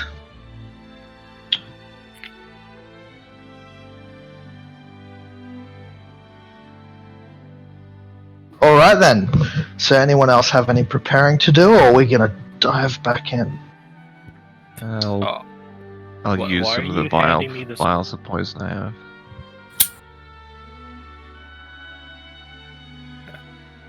Just slather them over some bolts in preparation. You can use it to buy food for Bjorn. Cassia. Oh, okay. There's like, I don't. I'm so confused. We should start a business, Bjorn Chow. People in your tribe would take gold and silver and make amulets and tokens out of it to venerate Demogorgon with. Oh, okay.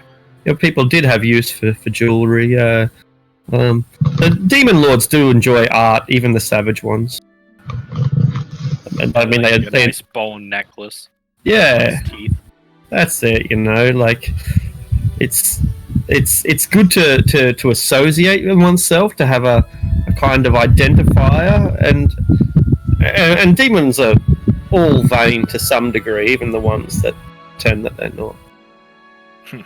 All right. So the art, the Illustrated and the mysterious dwarven art, I'm gonna hang it all up around the tavern and just wait and see how long it takes for Zevram to realize that, hang on, it's Illustrated art.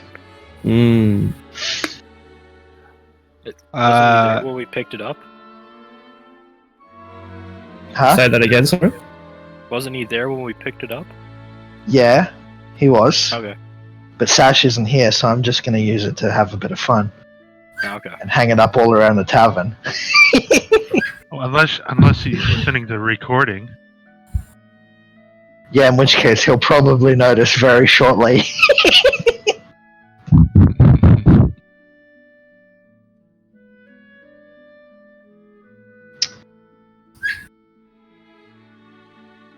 Okay.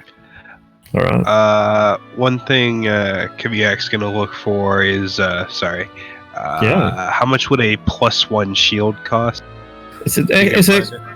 We can, if as long as we've got the time, then we can manufacture them for 1,000 gold pieces plus the price of the shield, which is pretty negligible, 50 gold or something. And but if we don't take the time, we can do it for 2,000. Like you can just buy it straight from the market for $2,000. Can he put like 750 towards it, and the group do 250? Yep. Just take the 250 that was supposed to go to me, and you can take it. All right.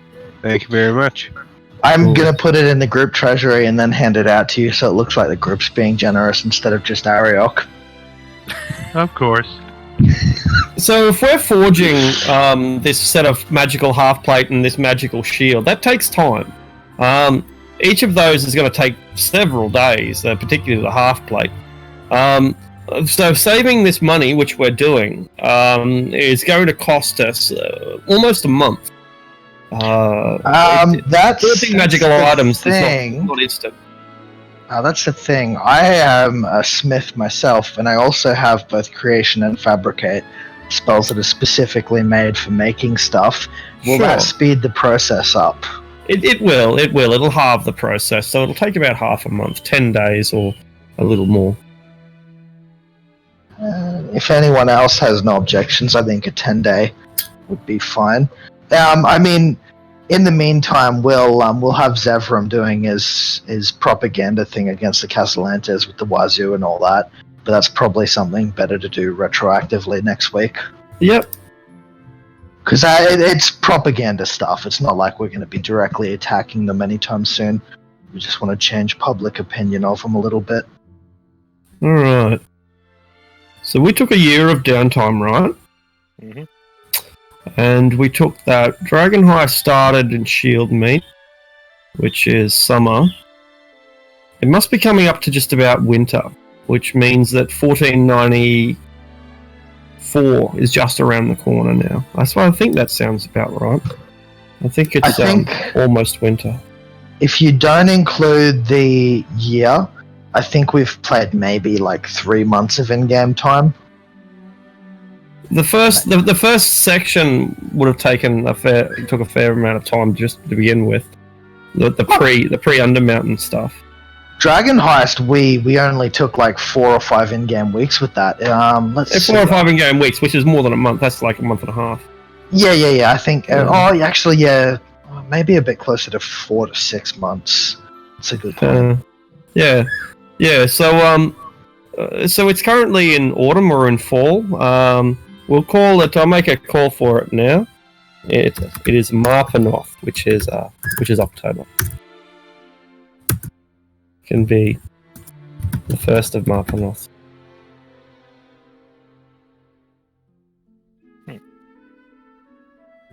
Question: Do dates does the year matter, or is it a little? Yes and no. Yeah. For example, Waterdeep's port freezes over in winter sometimes, so there can be no marine adventures in winter. It's just good to know. And on top of that, also there are also always schemes that are advancing or being set back that can only go ahead sometimes and not at other times. So yeah, it's important, but not too important. It's good to know.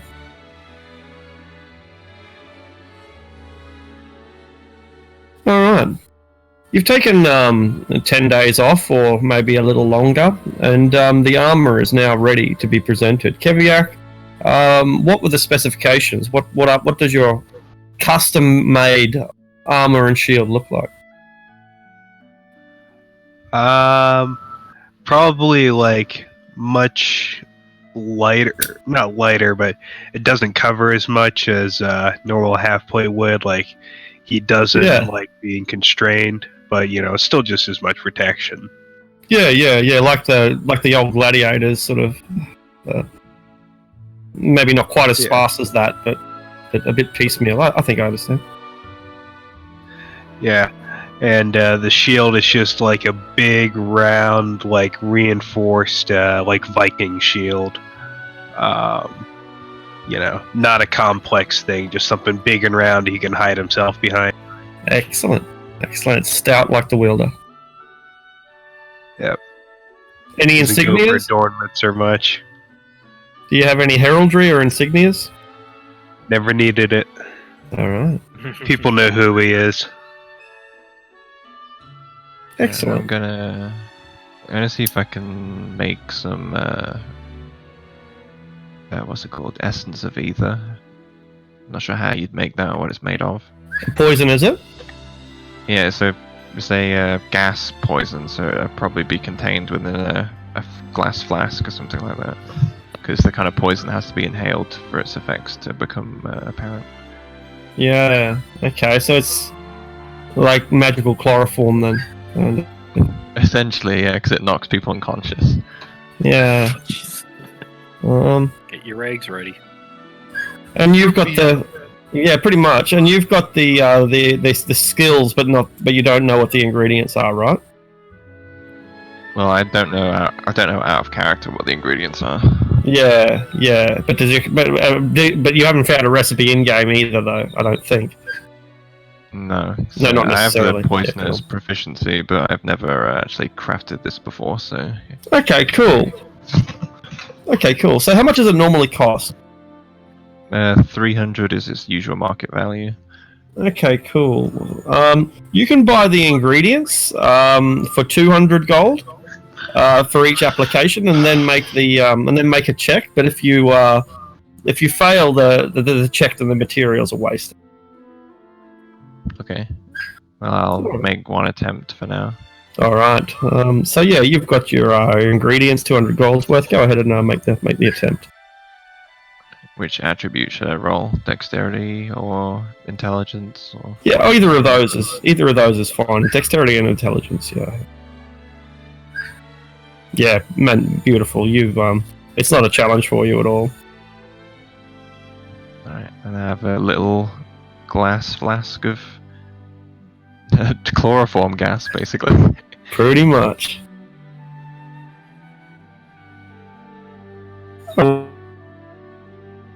Where do you store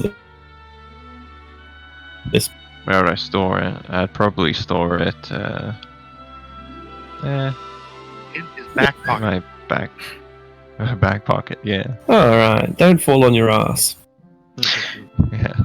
All right, and Arctic, something that I'll go into more detail with this next week when Sanja's back, but Sure. Me and Sanja have started moving all of our valuables and the stuff that won't be immediately missed to the laboratory using non-detection before we go there, so it's impossible to track us with magic. Where's the laboratory? In the western, it's a couple of blocks southeast of Troll Skull on the cliffs there in Cliffwatch. Oh yeah. It's down the cliff.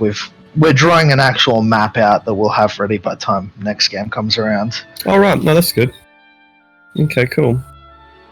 But yeah, we're doing a full battle map for the lab and everything, and we've started putting in extra rooms and stuff in case Troll Skull gets nuked by Manchu. Yeah, it's a good idea to have a bolt hole. But yeah, so that's why I was looking at it.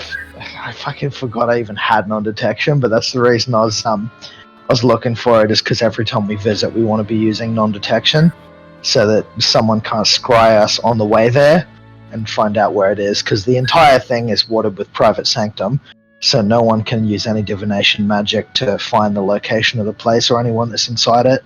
Okay. So yeah, it's like a secret bolt hole if things go really south. The only people who know where it is are the seagulls. Seagulls? Wouldn't it Yeah. be the side of the city? Yeah, mostly, but oh man, like, who was it? Seagulls travel way inland. Fuck yeah, Seelip was telling me that they have like seagulls in Emerald. That's like 200 kilometers inland. Yeah. Well, but yeah, anyway. at the moment, it's just a hole in the side of the cliff, and we go into it with gaseous form. Every time you go there, you're like, fucking seagulls. You have to pick up their nest, toss them over the cliff. They build them up again every time. Yeah. And then someone learns to speak with animals, and they can find out where it is. Well, I mean, all they'll know is that there's a tiny little crack in the side of the cliff that occasionally a bit of fog will go into. We are planning on expanding it now that we're a higher level, though. You know how with the major image spell, it's an illusion, and when you get 6th level magic, you can cast it and make the illusion permanent. Our current plan is to, when we've got some more downtime later on, is to carve a like a balcony into the cliff, and use the major image to create some permanent illusion. So it looks like it's still a cliff face from the outside, but we've got this little balcony in the cliff to have coffee and scones on in the morning. Coffee and scones. So, do you remember where that gate was in level 2? I believe the quickest way for us to get there would be go back to the Sargouth, go up the river, and then go up the stairs. And then I think from the entrance to the 3rd level, if we go north along that passageway there, and then it's like just down from the Goblin Market, so maybe it's easier to go from the 1st level. But I mean, it's location. I remember it's you go to the Goblin Market, you go out the south door, you go east, and then I think there's that 4-way intersection you go south at, and then it's along that path there.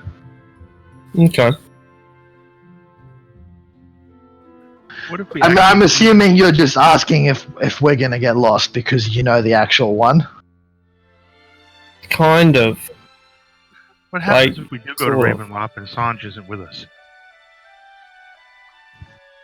He probably breathes a sigh of relief.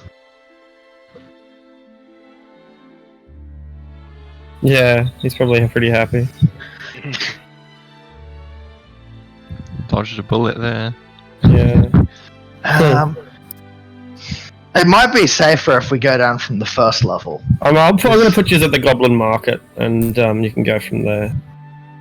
Yeah, that's the easiest way to. I mean, yeah, we've got so many ways to get safely to the Goblin Market at this point. It would just be spending a lot of time if we go there.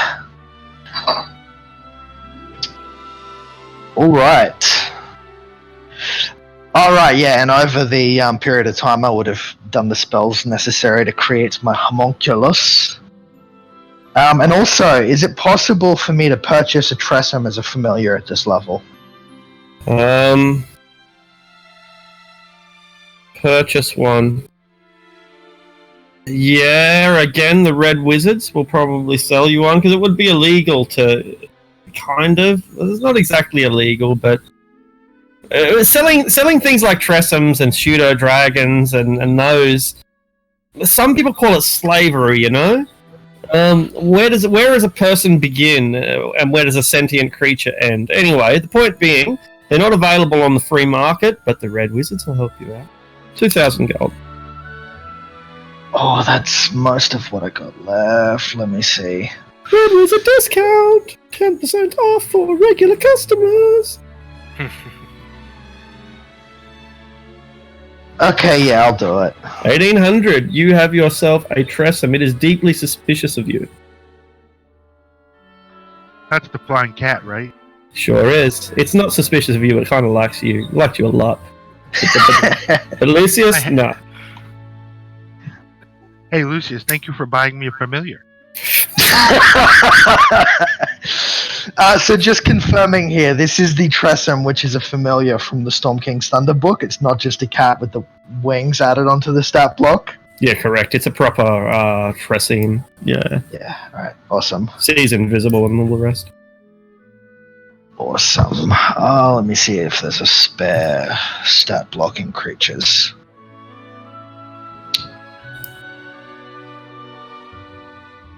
Pets and effects. No, I'll need a new one in pets and effects there. Rightio, here we go. I'll just pull over a Tressum and I should be. Oh yeah, actually, yeah, that's even might... better if you. No, there's not one. No, I do, and it's still not. Even though I do, it's still not here. Maybe I haven't made the modules, but yeah. No, well, I mean, I've got it on.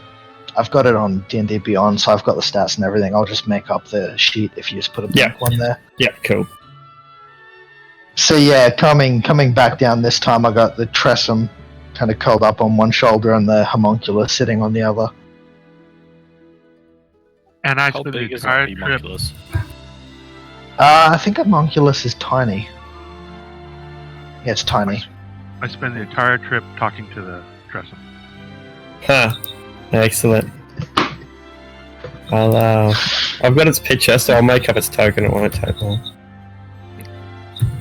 Stupid cats. I lay my ears back at you.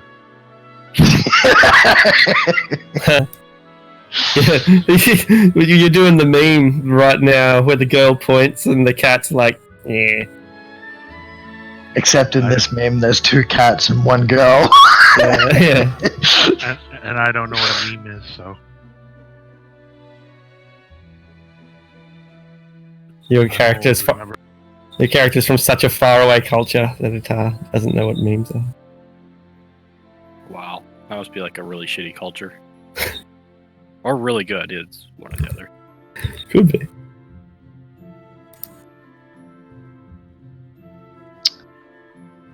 See, what's your intelligence score, Ariok? Why, you want to make me a familiar? Fuck you. No. I was just curious. 10. So the Tressum's more intelligent than you are. It doesn't like hold you in contempt like it holds everyone else. My wisdom's 15. Exactly. It respects you for. Don't make me kick the shit out of you. Wait, next level, if I take Pact of the Chain, can I make Bjorn a familiar? Ooh, yeah, I think so. I'll think about it, but I think so. It turns out that Bjorn was just a shape-shifting demon all along. You might have to like shrink him between like big and little. What do you want to use him as a familiar or a pet? No, I wouldn't. I don't think I'd do that.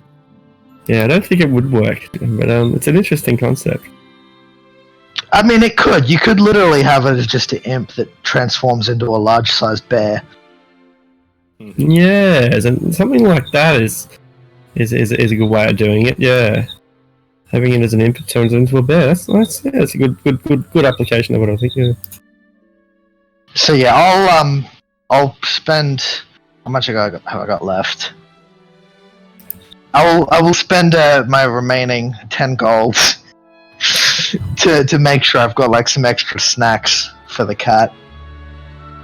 For the Tressum. And now we really need to make money because next time I need to buy something, I'm going to start taking from the treasury.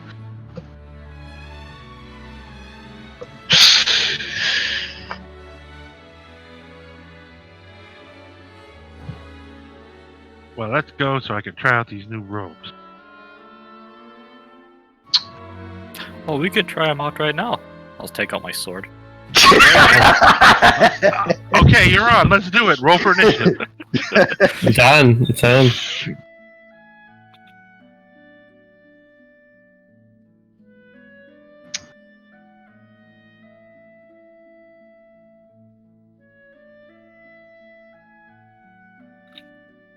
This thought it would be interesting. I mean, if you guys don't mind spending a bit of time on it, I'd be curious to see how that goes. If you just have it as like a casual thing that happened on one of the downtime days. Sure, why not? Sparring match. That's sparring day. No, let's go down to the Undermountain and make some money first. Next time.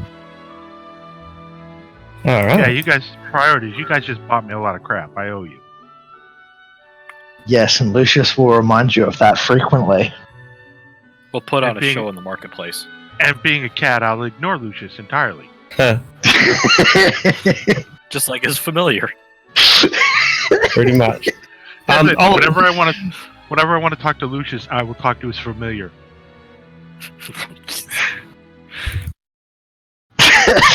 I got the Tressum on my shoulder, which is acting entirely as a translator between me and Ariok. Alright, yeah, I'm going to take a quick break too. I'll be back in about 4.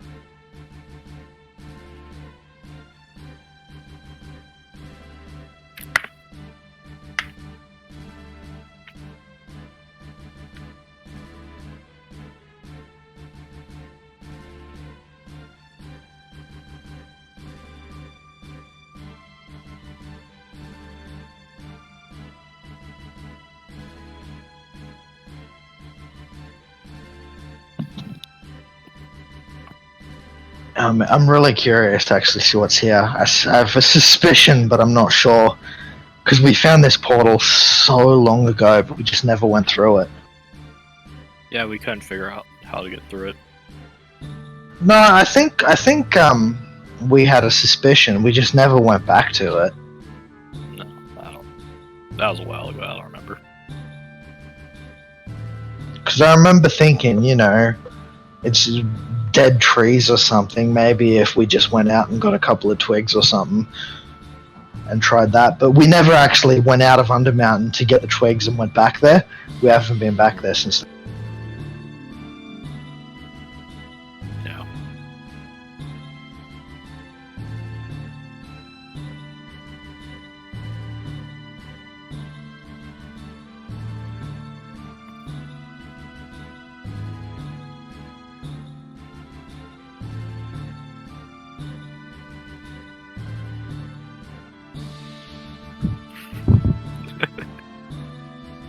It'd be interesting to see how the characters stack up against each other. Not that it really matters. Yeah. Although Lucius would just dominate everyone. The divination wizards are like the exception to the rule of everything being balanced, though. Because it's like, okay, I cast Hold Person. Oh, you actually fail because of my portent. And then it's like, okay, I disintegrate you and it automatically fails because you're held. Like, oh, that's fair. And the most disgusting thing is, portent can be used on initiative rolls. So it's not like you can even argue that, oh yeah, it won't always win because I might beat it in initiative. I'll be like, yeah, no, actually, take this nat 1 on your initiative. But what if you rolled 2 nat 20s? I would initially nat 20 myself on initiative and then fly straight up in the sky. But I'm gonna what save if you from me. Yeah. I mean, if it's against someone like Adrastia, I box you in with a wall of force. And then I just start pumping fireballs into the ball of force until you can't move anymore. But to be fair, Drasty has a really good chance of you passing your nat 20 initiative. Because with advantage and what are you, +5? +6. +6. So an advantage normally counts for about statistically a +5. So yeah, you'd still have like a 50-50 chance of beating that. And I'd probably just I'm not sure what I'd do.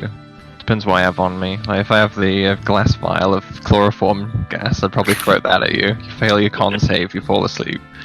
Yeah, but then if I got 2 nat 20s, even if you go before me, you wouldn't be able to poison or anything. Your only real hope would be bursting me from full HP to 0 in a single round. Which might be possible against a wizard, but yeah, if you don't do that, then you lose, because once the wizard acts. In a 1v1, wizards don't lose unless they get taken out before they can act. Well, I might be able to. My round 1 burst damage is pretty good. Oh yeah. I don't have all that much HP. Well, you can theoretically will have 4 attacks with 1 miss. Yeah, so 3 attacks, 4 if one of them misses. Mm-hmm. And each attack does 1d10 +6.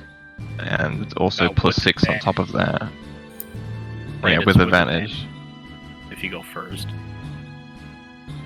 Yeah, so each shot is 1d10 +6. Plus 1d6. And the first shot is plus 1d8 as well. Because I'm using Hunter's Mark. I'll be using Hunter's Mark. Throw in a couple of crits. Fire off fire arrows. Yeah, I don't think he's vulnerable to fire there. Well, it's still a fireball that hits him. True, but it doesn't mechanically do any more damage than Hunter's Mark does. No, those arrows, they have fireball on them, so it's an extra 3d6 damage. Oh, the firebolts. Yeah. The firebolts. That would Or actually... Arctic rules. that would not be very efficient, because you can only fire one of them in a round. Oh, is that what the rule is? spells. Okay. Yeah. Arctic rolled it as being similar to using a spell scroll. Okay. So I mean, it's still really strong either way, being able to cast Fireball as a ranger, but he can't fire 3 or 4 of them in a single round. So if it was a single one, I'd just absorb elements and then that's it. Yeah. So yes, Yeah, if I could, that'd be busted. So he has to take an action to activate it. Yeah. That sounds fair. I'd never try to fight Lucius in a straight up fight, like in character anyway. I'd like ambush him from the darkness. I would never face him head so on. you're in the darkness, he actually can't do anything against you. He can Cast still light. Well, He can still target me, he just has Cast- disadvantage. Cast light, see invisibility. I got so many things to find someone that's invisible. How would that work? Would see invisibility actually work for that? Mechanically, yeah. It might be an odd interaction thematically, but mechanically, yeah. Yeah, okay. Yeah. I think how it works is that mechanically, people can still see me if I'm not actively trying to hide, but otherwise they suffer the usual penalties of me being invisible. And I can probably try to hide in darkness, like even right in front of somebody. Like take the hide action, even though I'm 5 feet away from them. Yeah. Because technically I'm obscured by darkness.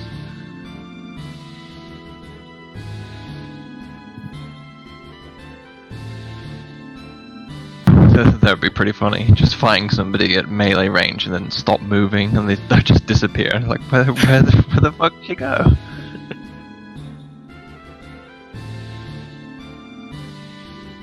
Yeah, I've thought about doing that actually. Like, use an action to hide and then bonus action to move away. But the problem is that they'd usually have disadvantage anyway. It depends whether they'd know I'm moving out of their attack range or not. Yeah. Whether or not they're trying to hit me with an attack of opportunity. Actually, now I think about it, the one that Lucius absolutely would not be willing to face one-on-one, even if he had the jump on him in this part? Oh, who would that Yeah, Aldrich. I cannot, even if I had good portents, I cannot think of a situation where Lucius would have a guaranteed win against Aldrich. Well, what does a portent actually do? I don't even know what a portent is, apart from it makes you fail. Well, I roll 2 d20s at the end of a long rest, and then any ability check or saving throw or attack roll that I see, I can then say, no, I give it my portent. So if I roll a natural 20 and a natural 1, any time during the next, until the long rest, I can choose a roll that I can see. That's the only condition, is I have to be able to see it and say, I give you a natural 1, or I give you a natural 20. I see. But yeah, Aldrich, clerics are terrifying because you've seen his combo he does with his Touch of Death, how he can bring about like 80 or so points of damage in a single round. And if you include that with clerics have quite a lot of HP and armor, they're very that's terrifying. what frightens me. He's got a huge amount of armor and hit points, huge amount. Yeah, even when me and Sanj bring out our disintegration spells, if Aldrich does his full combo, he can still probably rival us with his damage. And he's a lot beefier than either of us wizards. I think I'd counter him fairly well, though. I think I'm more mobile, so I can stay out of his attack range. And I don't know way. With some of the spells he's got now, if he puts a blade barrier or something around himself or around you, you're not going to be able to beat him. Yeah. Blade barrier, he can literally conjure a wall of swords, which does a massive amount of damage if you pass through it, but it also counts as half cover. So it's going to be adding like +5 to his AC if you try shoot at him. Like, high-level clerics are just terrifying. I mean, I regularly get above 25 on my attack rolls, so I might be able to still hit him fairly consistently, though.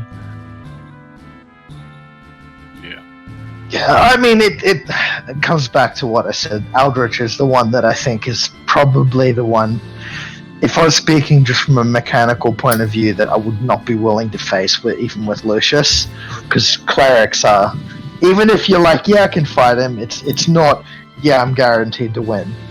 You're never guaranteed to win against a cleric. You're like, no way. I've just done 60 points of damage to them. He's almost dead. I got this. He turns around and spits in your face and just casts heal, which is automatic 70 points of healing. Oh yeah, I'm just saying that I'd actually be able to hit him. That's all. Yeah, you can get through his armor, most likely. Yeah, I actually hit him with a few bolts. You know, he just looks down at them, and just doesn't, not even phased. Yeah. Until they get cocky. When a cleric gets cocky, that's their biggest weakness. You never use the words of a cleric. It's fine. They're just a bunch of peasants with knives. What can they do to us? We're basically gods. and then your cleric, which has been near invincible for the whole campaign, just gets straight up massacred, and you're like, no. It's all over. Famous last words.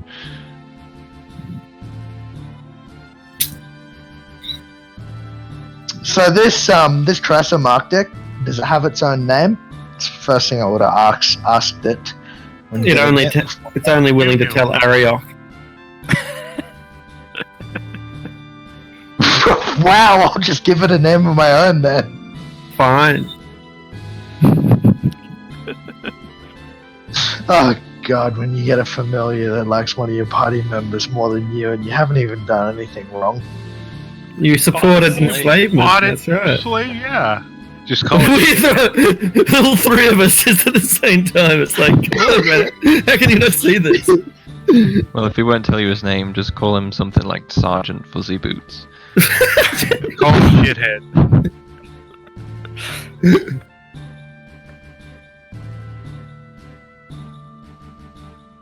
I'm trying to think of something that's like, it wouldn't embarrass me to speak this name towards my familiar, but it'll also make the familiar be like, good damn it, I should have told him his name. Mittens. I'm Darius. It tells Ariok. Not Mittens. I know his name. I like the way you think, Ariok. It's now called Mittens. Puts his ears back. I put my ear back to a friend. Feline support squad.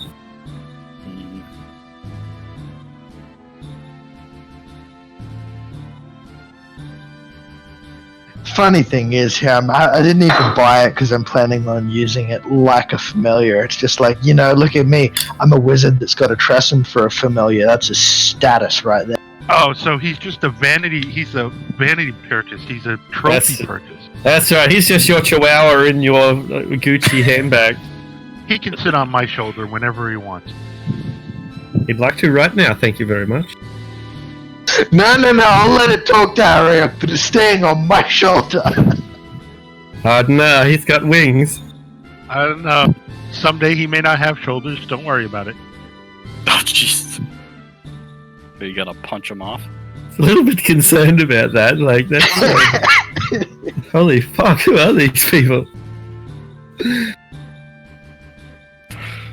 Wait until Aldridge starts whipping people. He's just a weird. General rule of thumb: I will never let Aldrich anywhere near my familiars.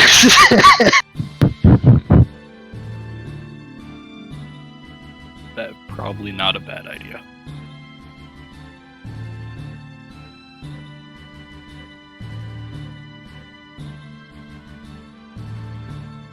I just realized I carry 4 water skins.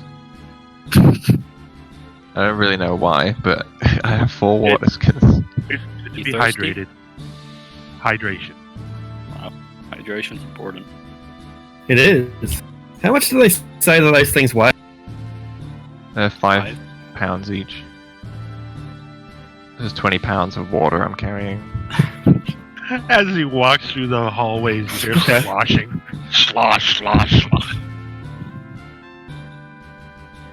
I think the reason why is because when I first made the character, I looked up how much water a water skin holds and how much it would hydrate you over a average adventuring day.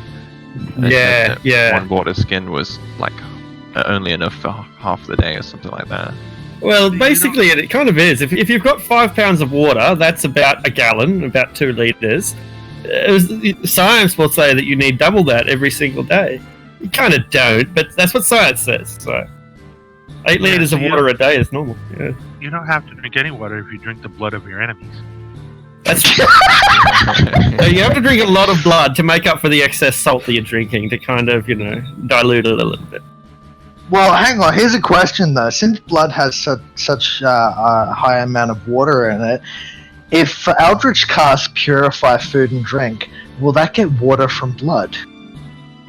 Yes. Well, no, you'd have pure blood. It'd like get rid of septicemia and stuff like that. So you think of all the minerals you get from blood? Oh, it'd be perfect. Yeah, because blood is food, basically. Why don't we all turn into vampires?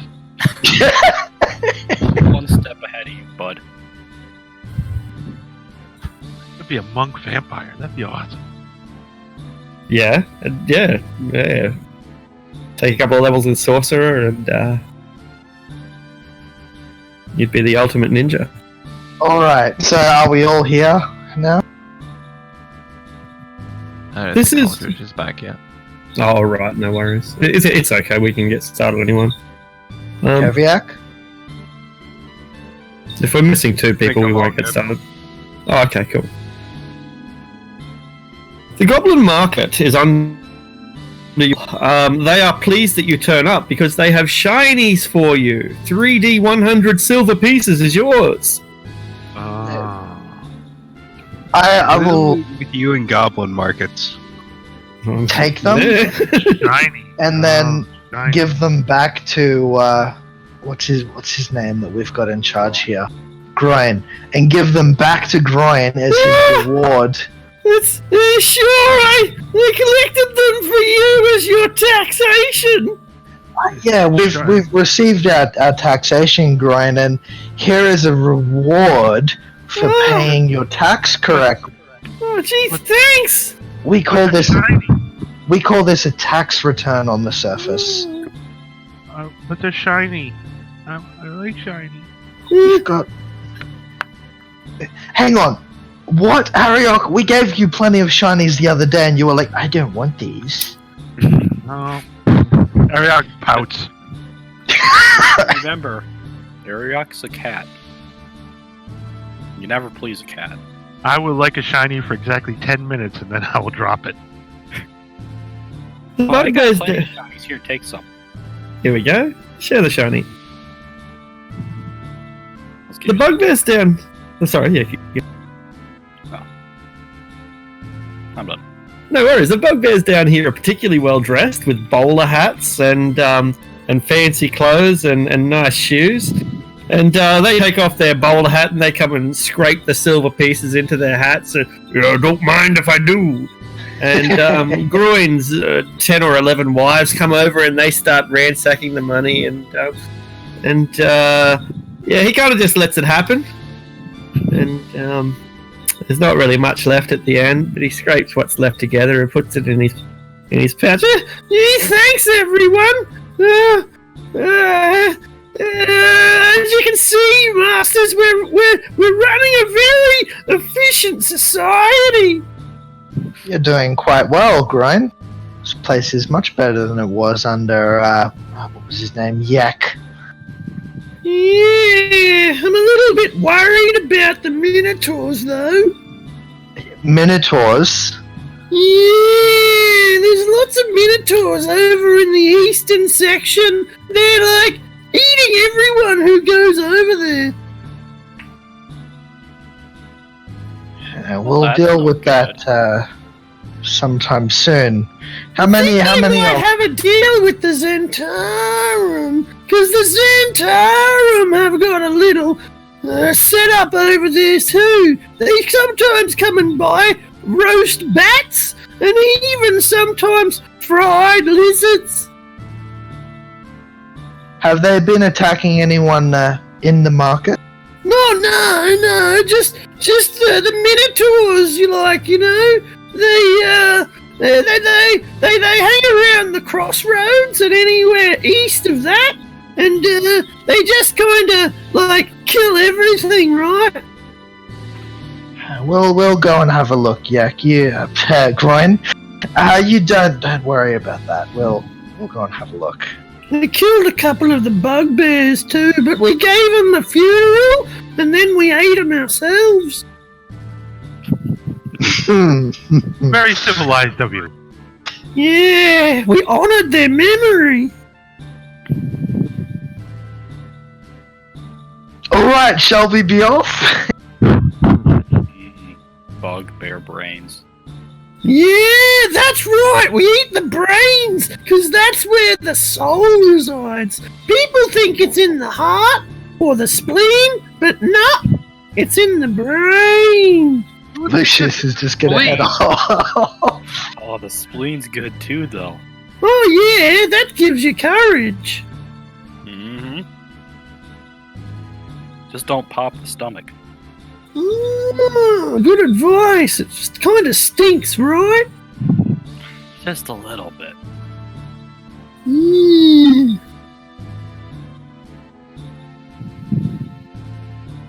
Well, should we be off and go to kill the Minotaurs? Is that what we're doing? We'll have a look. If they don't do anything at the crossroads, maybe we'll see. It's just down this way anyway. You have found some cow dung. Ariok has ignored some cows. It's not very shiny, I admit. It's heading south, Kaviak and Aldred. You left your cat in the market. Oh, alright, yeah, can you shrink that token to half size? Yeah, and then I'll shrink it, and then I'll might memorize it after that. I might put it into save it as that. It has 60-foot dark vision, as does the homuncular. Okay, cool. Then I might get everyone to slow down, and I'll modify these tokens. So yeah, I'm gonna have a homunculus on one shoulder and a Tressum on the other, and watch me use neither of them, and just walk around with them as a status. And have poop all the way down your back. I feel like this Tressum should at least learn, we can have a deal here. All you gotta do is, comfortably sleep there and, act pretty, and I'll give you all kinds of nice food and treats. But if you shit all over me, you'll be in the naughty corner. Yeah, shitting on you, that's the thing a dog would do. My god. I whisper to him, but it's okay to shed on him. Yeah, absolutely. You're right, all over it. That just means they love you. Exactly. I won't shed them. Aww. I think it's tiny right little here is where the portal is. They're right there, up here. Oh, hold up. He's just changing tokens, so. And when they get made in Undermountain, they will always... So they're both 60-foot dark vision, right? Yeah. When they get made in Undermountain, they will always be micro-sized. It's just what Roll20 does every single time. Yeah, that's good. Is the Tressum one a little bit too small, though? As I said, it's micro-sized. Like I made it up double that size, and now it's shrunk it down. You saw how big you made the homunculus? See how big it is now? Oh, yeah. Yeah, actually, yeah, no, that's a good size, I think. Yeah, it kind of is, to be honest, but it's a little bit funny, but I didn't something just a little bit wrong, so I'll just make that adjustment, and then I wonder if the cat likes the homunculus. Probably. It'd be awesome if they fought across his shoulders all the time. Oh wow, now look at the size of it. The Tressum's shrunk even further now. Oh. Okay, we'll try that again. Make it Bjorn size. Yeah. So it like breaks his shoulder. You have a jaguar on your shoulder. Been feeding the cat a little bit too much. Turns into Garfield with a goofy pair of wings. Alright, those ones should be okay now. Okay, so you're at the crossroads. I won't tell you what you remember. I'll let you think for yourself, but I will confirm that there are the signs of murder at these crossroads. There's blood, green from most creatures, black from goblins, and evidence that massive axes have chipped into the walls here. But nonetheless, this is still a magnificent part of the dungeon because it's right here that there are decorations of dwarves that wink at you and point at you and laugh as you go past. They're magical constructs and they're very hard to damage.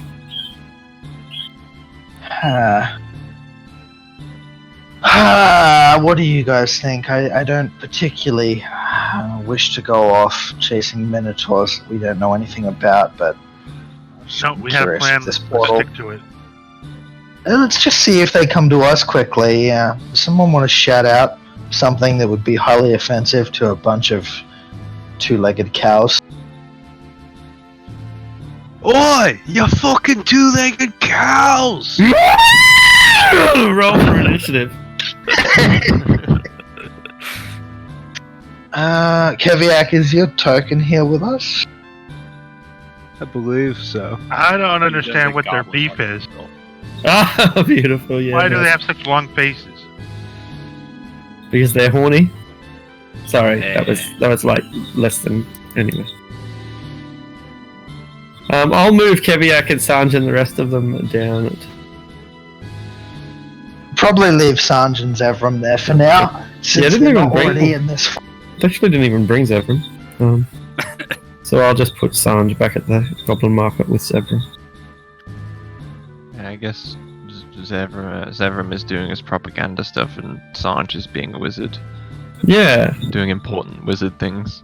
that's Are right. they one and the same? He's finishing up some rituals in the lab for us.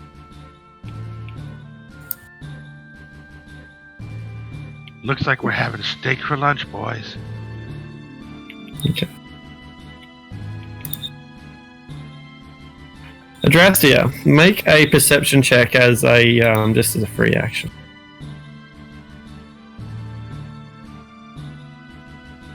Okay. You hear the bellows, and they echo most loudly from the northeast, but they also come from the south.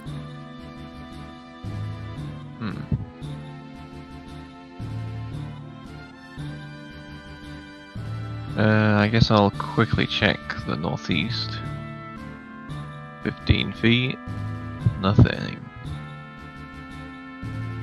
You see the start of a shrine up ahead. There's small concrete that, if you were to get close, you would see as an altar, but from here it just looks like a massive stone table. Get a little bit closer. Still nothing. Damn. You see some cow shit on the floor. Guess I'll go a little bit closer with my bonus action. Still nothing. Damn. What languages can you speak?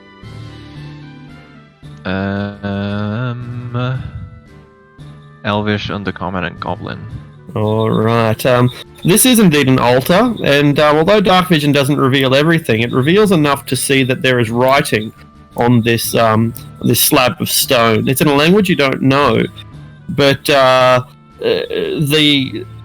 writing seems somehow cruel, sharp, and edged, like as if it was written with thorns, like a font that is made up of thorns. I see. Imagine writing in barbed wire. Be difficult. I guess I'll move the rest of my bonus movement. Oh, hello. Now I see something. So your companion. Right, he's pretty heavily obscured though, so he probably gets a bonus to his AC. He does. He has +5. Oof. Unless you have sharpshooter. I don't, but No. I have +12, so and advantage, so there should be enough, I think. Hopefully. I'll also chuck my hunter's mark on him, just to make sure I can burst him down in this round. Hopefully. Excellent.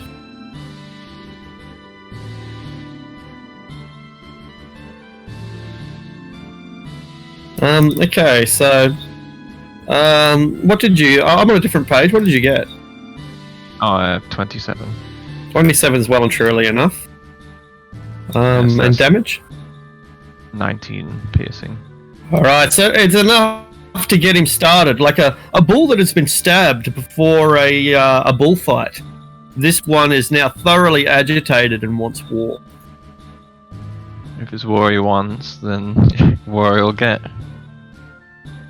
And that one was 23. 23 will also do it. For 13 damage on that one. 19 and 13 ain't gonna bring this guy down. I got one more. For a 22. That'll also do it. For another 14. 32 and 14 is a total of 46, I believe. I think so. He's feeling it now. He's beginning to feel it. It's that third wound kind of took the fight out of him somewhat. He screamed with anger after the first shot. A little bit of shock at the second one, but the third one was a wound. But it's he's no coward, and he stamps coward. his foot. But as he stamps his hoof, he prepares to charge you, for he sees red. I brace myself for the charge and snap another box of bolts in to my automatic crossbow. Snap, snap, Repeating snap! crossbow. Like a beautiful, a marvel of engineering. Sometime in another era, Lucius and the rest of the party finally act. Like seven ranks past and addressed it. I'm just gonna take a couple of steps back, look over to Aldrich and Keviak. You two can take point on this. Should just be a couple of bulls with axes.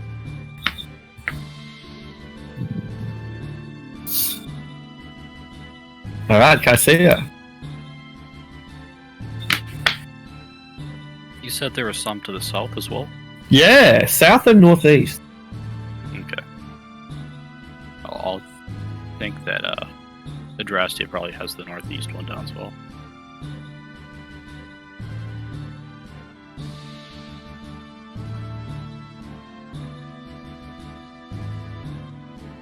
I'll start sprinting down the south corridor. Excellent. All You the way hear south. something is bellowing as it roars, as it comes towards you from that direction. It's not yet close though. It's still got some I'm gonna distance. move back. Alright. That'll be it for my turn. Okay, Keviak. How tall is the ceiling in here? It's quite tall. These are classic dwarven ruins, 10 feet wide, roughly 20 feet tall, though if you get into a room, the rooms are often taller still than the corridors. Alright, then it's time for some fly-in action. Beautiful. It's as if your ancestors planned this. Oh yeah. The day dwarves learned how to fly was the day the humans lost.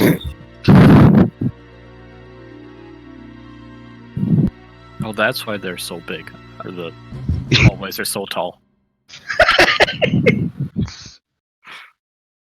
And here I thought they were just compensating for something. You shut your damn mouth unless you're looking for a javelin. I got a few I spare. don't think it's a javelin. It's Wow. probably more like a dart. He's gonna, shit, I forgot to get that thing commissioned by the blacksmith. Oh, you get over here, Chain. Yeah. Oh, right. You forgot your scorpion move. Yeah, fuck. Man, I was really Just- looking forward to doing that. If it's not going to be enchanted, I can just quickly shimmy one up with the fabricate spell and a couple of the old short swords I got in my bag of holding. Shimmy! Oh, hell yeah. Yeah, I basically just wanted a javelin with like a 30-foot chain attached to it. Discuss this after. Yeah. Great idea. Yeah. You, And he's gonna dash. so you want a harpoon? Yeah. Yeah, basically. That's pretty much what it is. A portable harpoon. Ariok. Woo! Do I know if it's coming from the right or straight ahead? Definitely the east, there can be no doubt. Unless it's an incredible ventriloquist.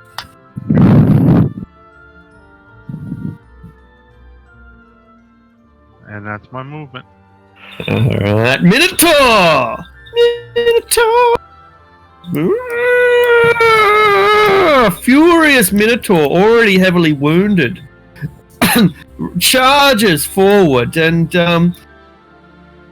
alright, so it moves at least 10 feet straight and then hits the gore. It did move 10 feet straight. It also turned. I think that's fine. Yeah, that's probably fine.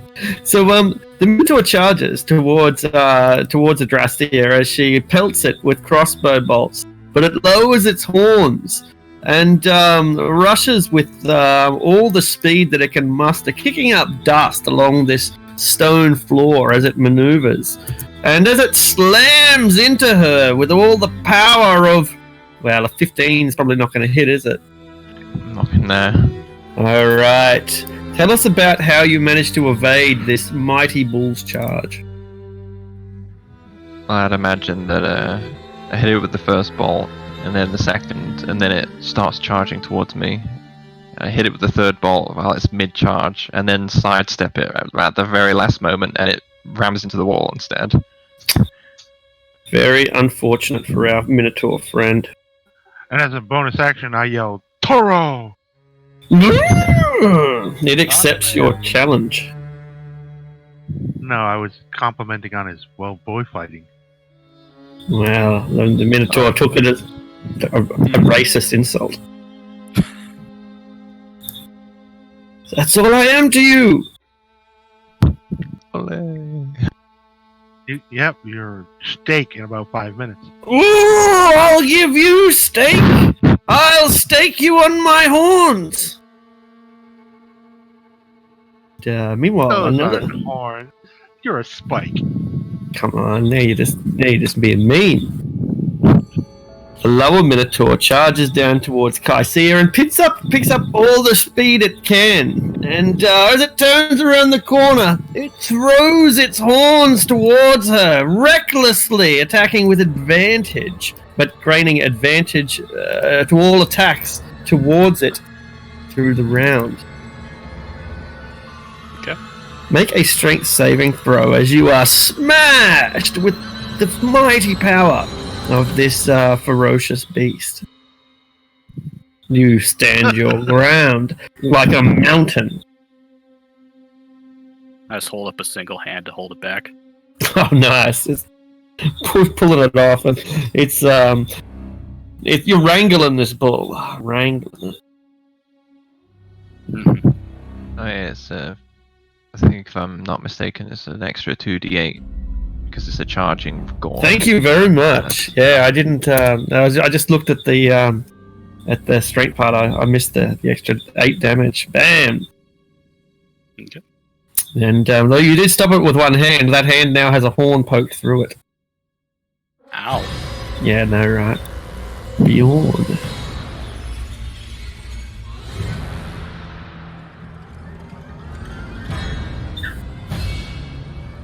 It's not quite what they meant by grab a bull by the horns. Not quite. Bjorn's gonna try and scare the bull. All right. Start roaring at it. Oh, come at me, the Minotaur says. Come on, bring it. You think you can fight, Bear? Show me you can fight. But it says this all in the giant tongue, so I don't know if Bjorn can. No, Bjorn can't speak. He understands gestures well enough. Body language. Andrastia. Alright, well, I'm gonna stand my ground. I'm gonna fire 2 more shots into him. Bam, bam, close range at this Minotaur. Oh, it bellows with pain and fury. 14. Savage strike. 13. Ooh, the 2 successful blows, and they're enough to cause the Minotaur to lose its balance, and it's now teetering backwards like some giant tumbling from the skies down to earth. Lucius.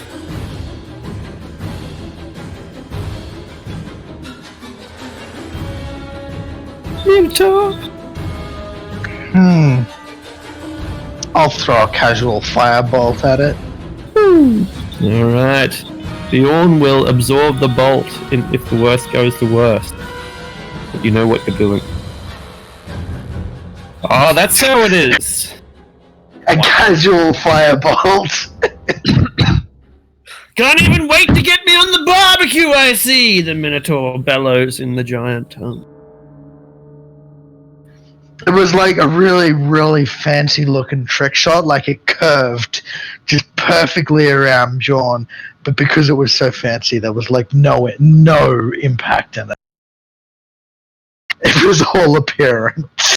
The whole appearance. You've agitated the Minotaur. And he is now confident of his victory because he is only fighting first level characters.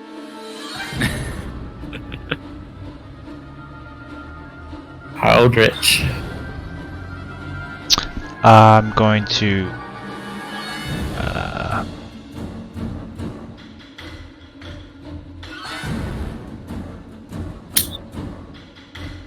run around this corner.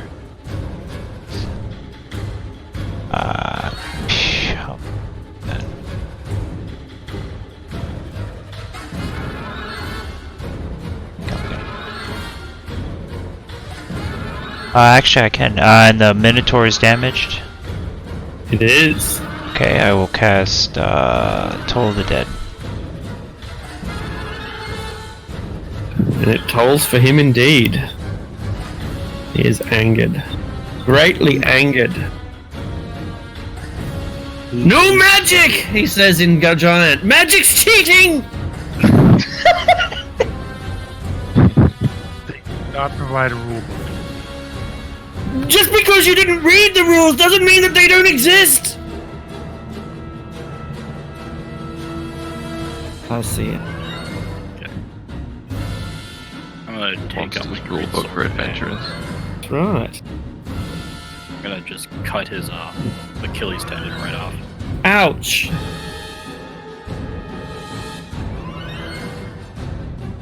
He no longer has a heel. Do Minotaurs have heels? Probably. Maybe a backwards ankle? So now he's just hoofing it. Only one hoof though. Yes. Can anyone say hello? I behoove you to stop. It's pretty good. That's pretty good. Yeah, Minotaur can't help but be impressed with your puntastic proclamations. Keviak, this Minotaur is crippled. It looks like it'll be running at a half speed for the rest of its life, and it'll probably never play basketball again. Well, it's not going to have to worry about that for very long. He flies down to the ground and just bams it twice in the face with his warhammer. He's not raging. He's not raging. He's quite casual, and it shows. It really shows. Really, Jesus. He's trying to one up my That's just casual fireball. embarrassed performance. No one's really into level 2. You know, like, come on, guys, we should be going down, not up. What are we doing fighting monsters on this level? This is, you know, this is just grind. I'm gonna punch. The poor Minotaur is about to topple over. He's how do you finish him off with your 3-hit combo? I plant one paw on his chest, and then take the other and do a backflip and kick him under the head. It is spectacular. It is. Make a free acrobatics and performance check to see just how well you pull this off. We're being casual, but Arioch's just showing off. Look at that! Look at that! Look at that! You know, people in one day in the future, the designers of Mortal Kombat, Activision, they're going to base Sonya Blade on Arioch's fighting style. Land with a flourishing bow. Magnificent. Halapsa claps. There's like this little magical inaudible clap that sort of comes from out of You hit here. him with the flying scissor lock. That's it. That's it. 2119. I'm picturing that as a fucking 700 and whatever degree spin with a kick, followed by like a little pat on the cheek by the tail as the Minotaur just goes down. That's it. Tell Adrastia, you have to tell them about this.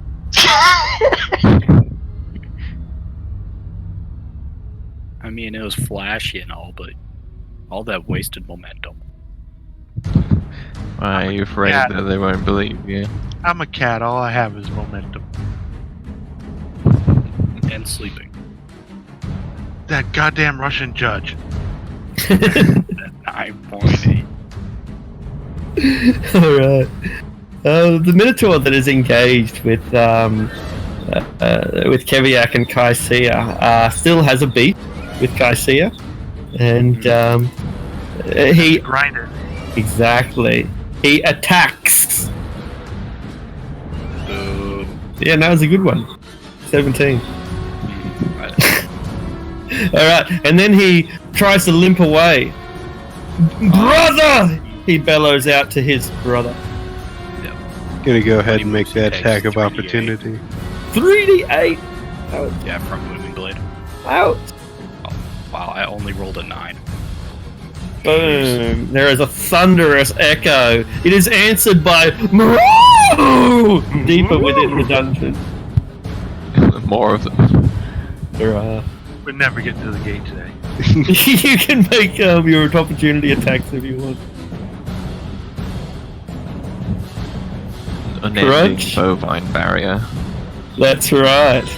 That's right. It's a farm down here. Yeah, you heard Is a it. 16 hit? Sure does.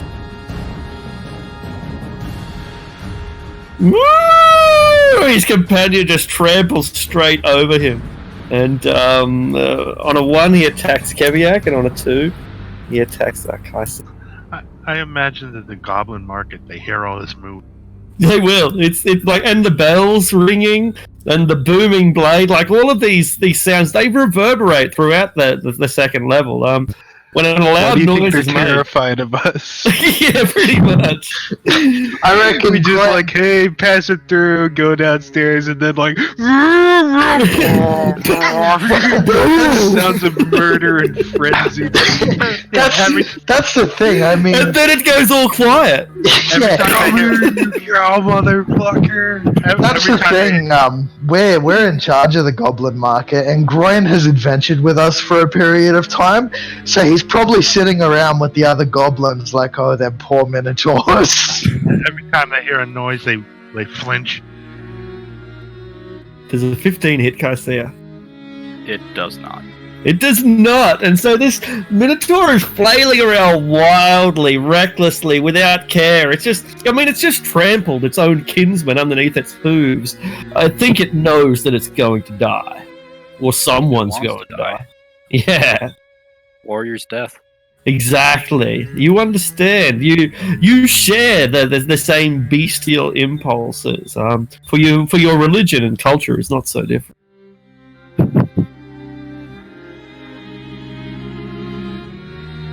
You're just gonna kind of look sad. He can't get in there. Not without trampling.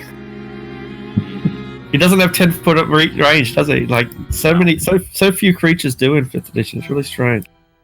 Andrastia. Okay, I'll step over this guy and check this room out. Seems legit. Said this was an altar. Yeah, that's right. It's an altar with writing that looks like it's made of thorns and twisted wire. There's also a golden mass sitting on top of the altar, like a massive orb, if you will, of maybe not quite gold, more like amber. Well, I guess I'll inspect the altar more closely, see if I can read what it says or might be encased in the amber or anything like that. Yeah, no worries. Make a investigation roll, perhaps.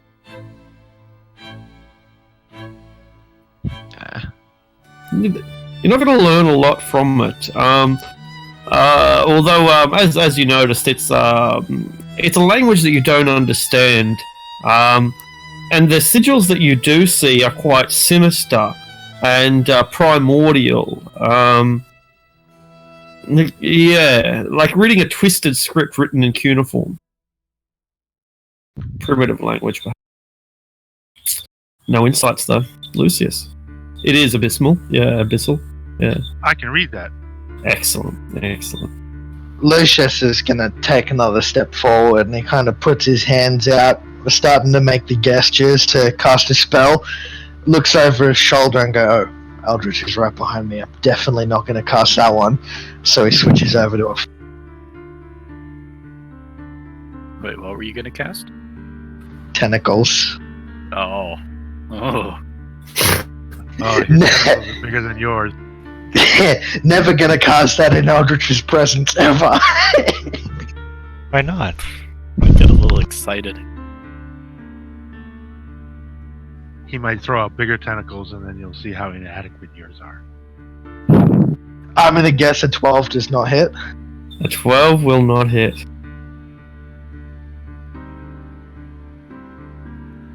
That's it for me. Aldrich at the rear. I run by Lucius, and as I run by, tilt my head in to smell his scalp and say, "What kind of conditioner are you using?" You notice that he has dandruff. He didn't have dandruff last year. I most definitely do not. Maybe it's just dust from the roof.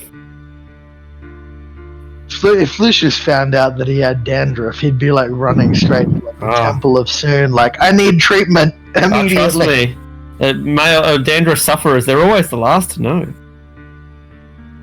Before I spin around to cast my spell, I look to him and say, "Maybe you should get some head and shoulders." That endorsement is free.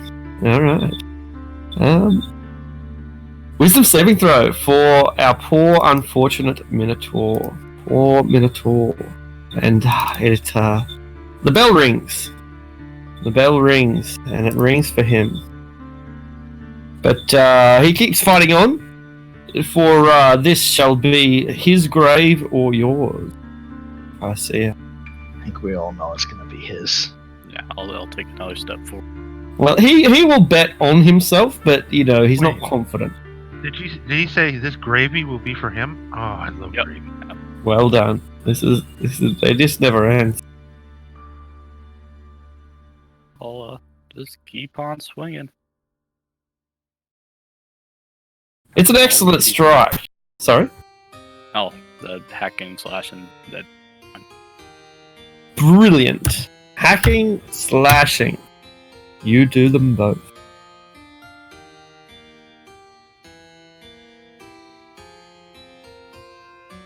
Oi. Why aren't you very strong? Barely even touched me. I'm very strong, I'll have you know! Show me then. He prepares to show you. Alright. Taunting our enemies. He's going to show you, alright. He's got to survive Keviak first. Yeah, well, if Keviak, step aside, Keviak, I got something to show this girl here. Oh, that doesn't sound good.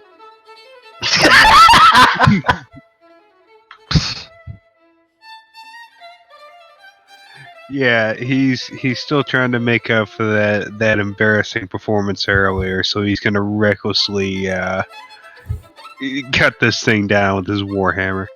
Alright, it's you're not letting this one get away like the spider got away. Alright, you drop your warhammer. It lands It's with advantage because reckless. Oh, is it? Ah, okay, cool. Alright, in that case it's a success. That it was just a hilarious, pathetic. Good Oh, he's thing. reckless anyway. Yeah, you're absolutely right. He does not. He has a great worm.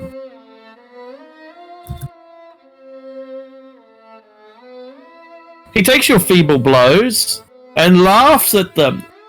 Ha ha! All you've done is tenderize the steak. Wait, that was wrong. You're admitting your stake. He's a little embarrassed at his self-burn. Area. Okay, what does it say? All right, let's have a look. So,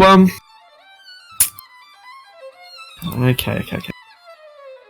This room is definitely an altar, and it has a description that is written, "A gift of flesh willingly given can feed our eternal hunger."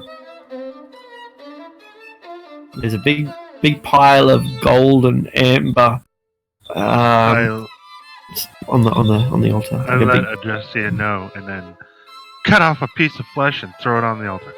Where do you cut the flesh from? Oh, like the Minotaur? The Minotaur, yeah. Beautiful. You feed the Minotaur to the altar. I'm not sure that would be willingly given.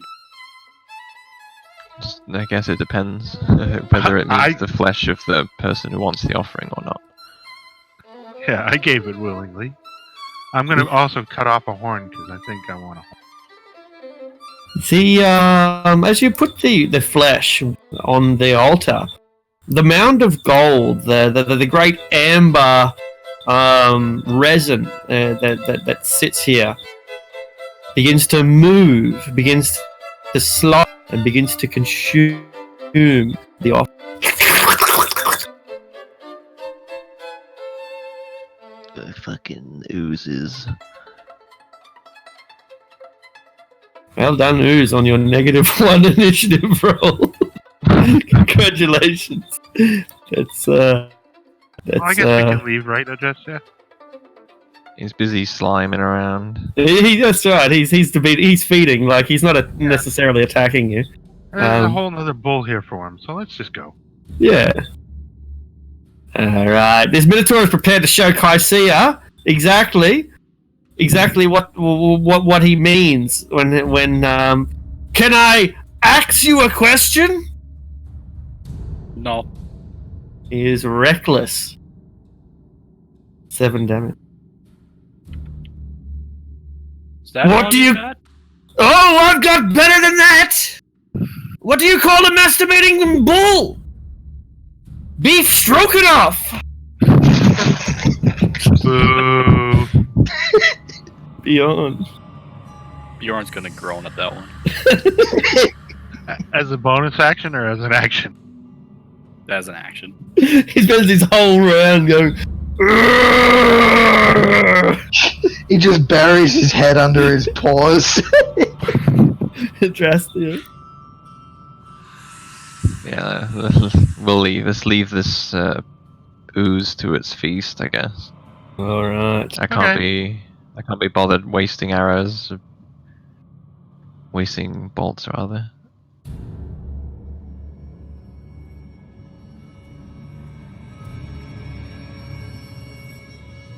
And then I'll do my bonus action movement.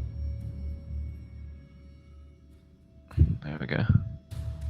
At the very end of the corridor, if you look far enough to north, you'll see a glowing light being held by a couple of humans. They're holding the light out into the darkness as if that's gotta fucking see anything, you know? Humans, am I right? We were all first level at one time. Good lord. I guess I'm gonna. I haven't used my action yet, so No. I guess Shoot I'll at him, use please. Shoot try at and him. peer at them from this distance and try and make out who they are. Excellent. You can make a perception check for your action.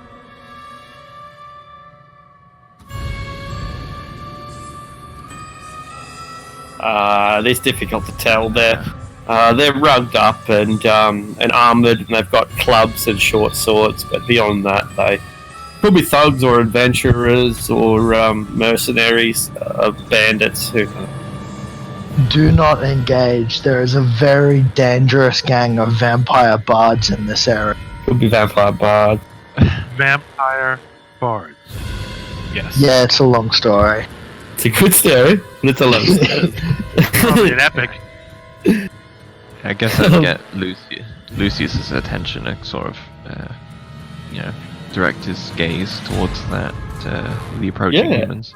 He looks over his shoulder, and at the same time, the Tressum is tugging at his collar and pointing backwards. And you can see in the distance a torch being held by a couple of humans.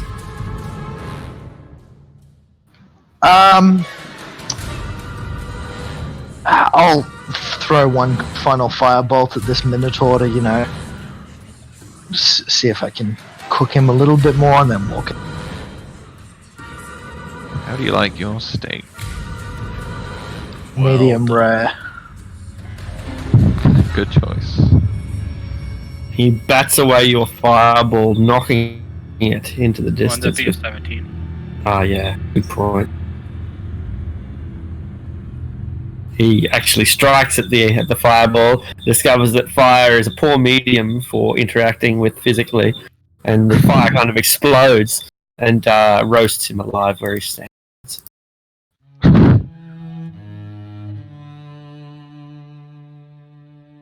Alright, are we killing humans who carry torches? Lucius is walking in that direction to see who they are.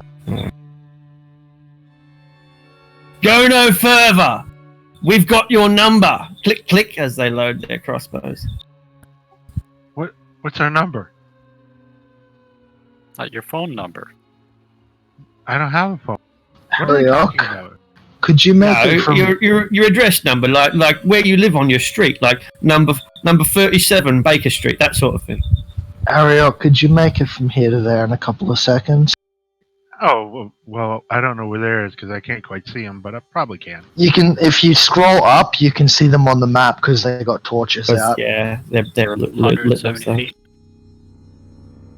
Well, I could get to them in one turn, but I couldn't attack. Well, that's good enough. I'll scare him. I could also get within Alright. range. I'll run up to him. Hey, before you do, we'll turn and yell back to him. Who are you guys? We're your worst nightmare. Yeah, that's a good one, Barry. Yeah, we're professionals. All right, here we go. Professional And- what? Professional dungeoneer guards. And I'm going to scare the shit out of him. Yeah. I run full speed right up to him.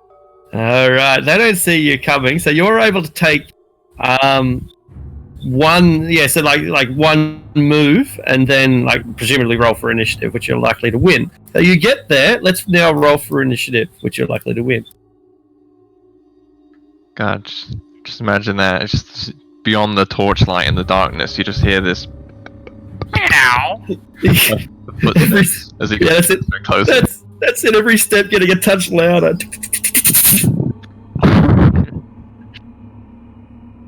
All right, Ariok. So the rest of you can act. That's fine. Like if you beat Ariok, then by all means move up or do what you like. But I assume that it's this will be decided by what Ariok does, unless Adrastia starts. Yeah. So we'll just use the initiative. Adrastia, what do you do? I'll probably just run up. So boom. Yeah, Bjorn, you can just run up as well. Ariok, it's your go. Yeah, I'm not going to attack yet, but I'll ready an Oh. action to shoot at That- them if they attack Ariel. All right. This one? Oh, they're gonna attack me because I'm about to attack. First, if you were going to scare them, not beat them to a bloody pulp. Crunch. This will square one of them. It does. It squares one of them. The first, so what are your 3 blows? Because it's only the third one that knocks him out. Stomach, solar plexus, head.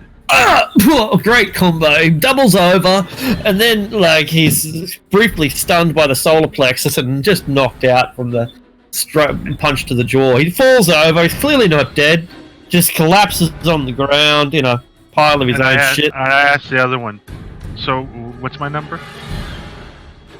He holds up the torch in front of your flame in front of your face, and begins stuttering. Lucius, do you do anything? I'm just gonna slowly walk toward. Yeah, Keviak. Double dash towards him. Wait, you're friends with Master Sanj.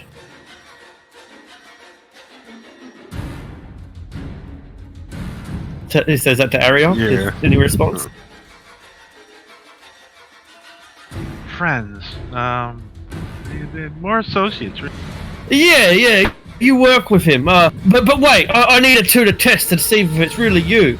What is the name of Mr. Sanj's bodyguard? His personal bodyguard. His name is. I'm coming for you, you sons of bitches!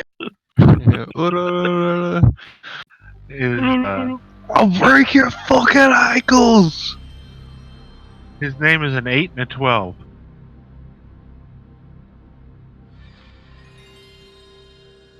Oh, because you're bashing him. Yes. Alright. Okay. Yeah. Well, you start fighting him, and the 8 and the 12 is crippling, but doesn't kill him. Make an attack of opportunity as he starts to run. All right. That'll also hit for a total of 33, which is just enough to trip him. And when you trip him, he lands face first down on a pressure plate. That pressure plate then triggers a crossbow bolt, which shoots him in the neck and kills him instantly. Oh god, it's that room. I never found out my number. You never did. Oh well, I'll wander back. You will have noticed just before you wander back that he has the tattoos of a Zentarum operative. Don't care. Don't care. Did you just kill one of boss's guys? I don't know. It's a bit more never told me- complicated than He that. never told me his number. Did you check his corpse for it? I don't do that kind of thing. You should. I'll You search find Why cool is everyone- shit. Why is everyone going north? I thought we were gonna go to the gate. I'm gonna kneel Yeah, down let's- and put my hand on top of the forehead of Tarum and do spare the dying. All right, you save one of their lives. The one that got hit by the crossbow bolt, he's already gone. But the one who was merely knocked out, you save him.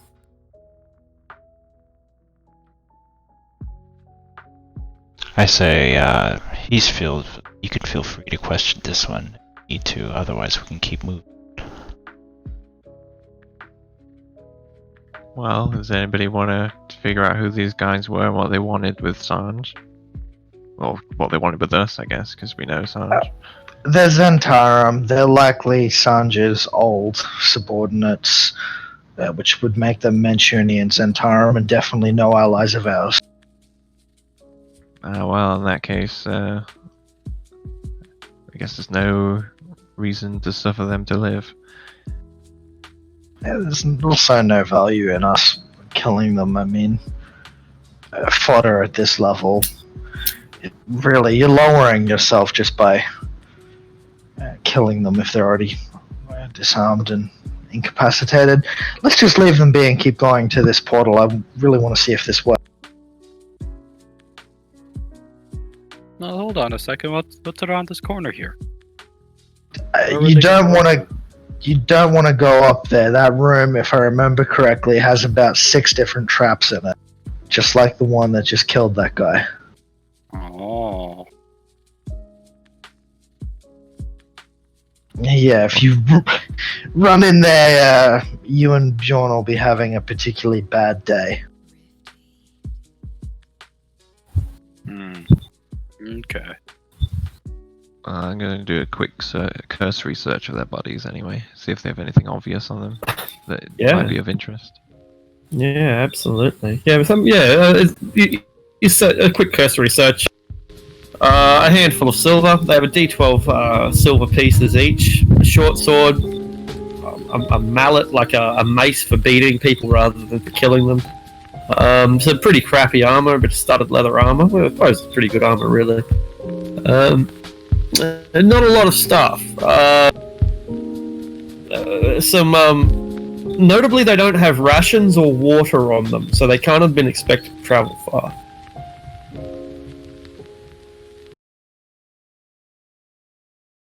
They kind of look like they're on duty, right? Like they're that they're on lookout duty.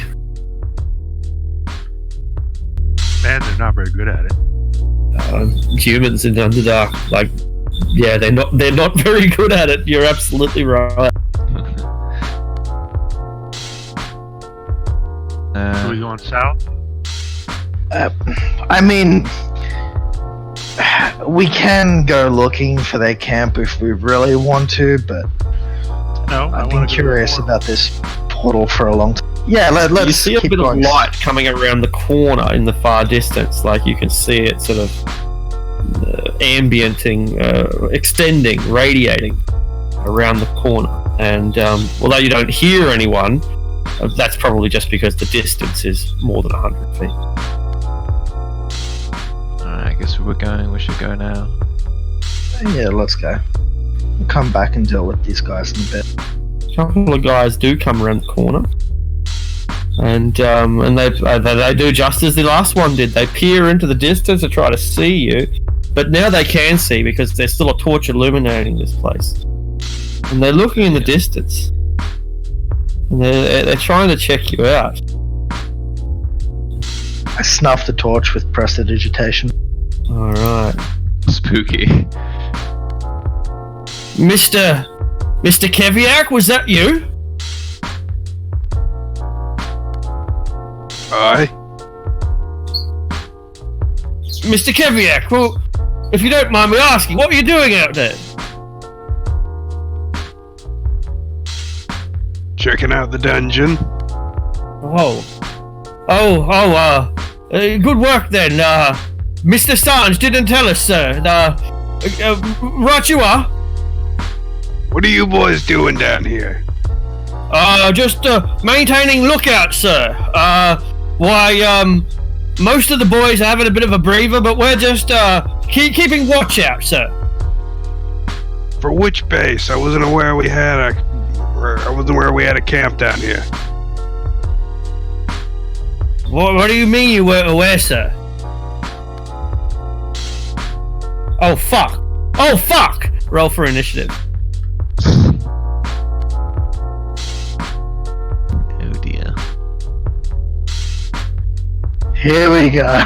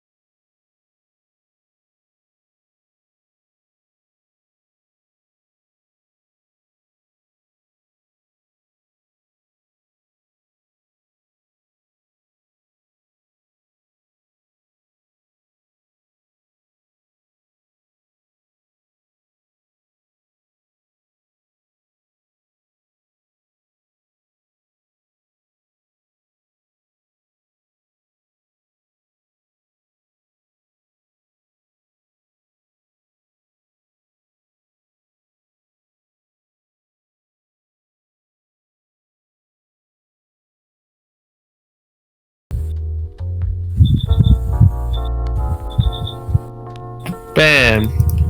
And That's it. bam.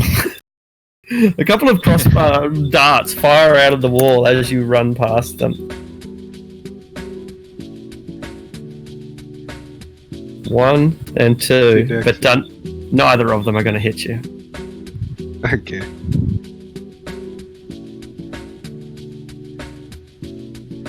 Alright, so that's the end of your go, right? Lucius. Yep.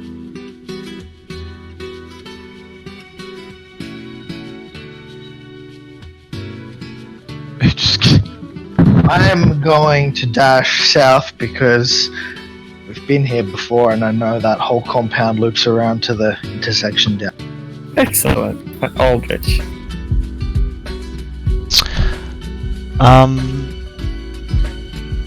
Let's see. So, are these when Caviac ran? What did he trigger any of the plates? He did, but the plates press themselves back up again, so it's like pulling the trigger on a gun. They fired once, but you don't know if, but they're now reset again. Okay, I'm just gonna dash right there then. Alright, 2 of them fire. Neither of them hit. Sorry, only one of them fires. The corpse is still weighing this pressure plate down, so it can't fire. Yeah, only one of them fires. I see it. Okay, I will.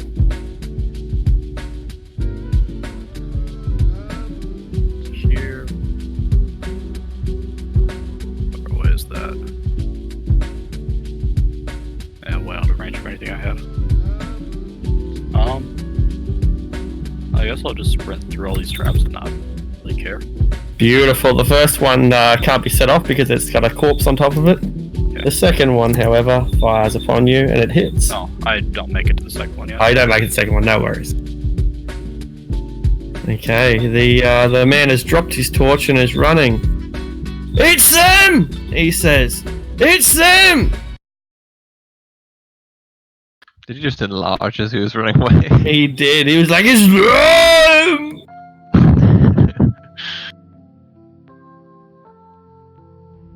So, it's them! Oh, them? That's them! Alright. For me to return to. This was the only place I could go. I am going to brush off my robes and my brand new robes, straighten them out, and bend.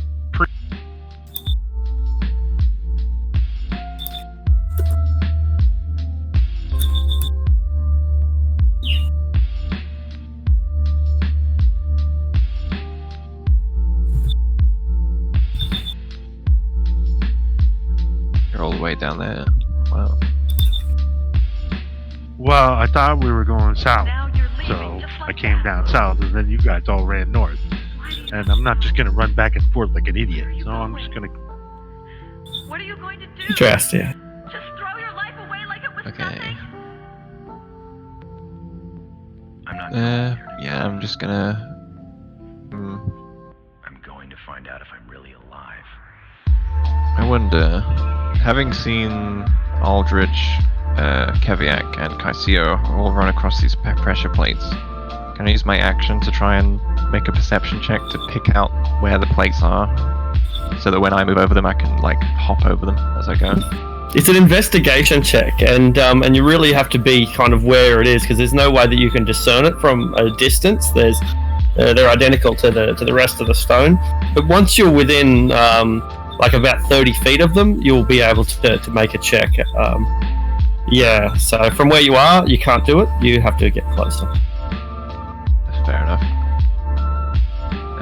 60.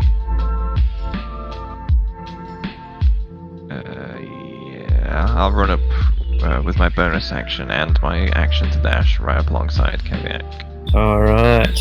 A couple of them fire at you as you go past.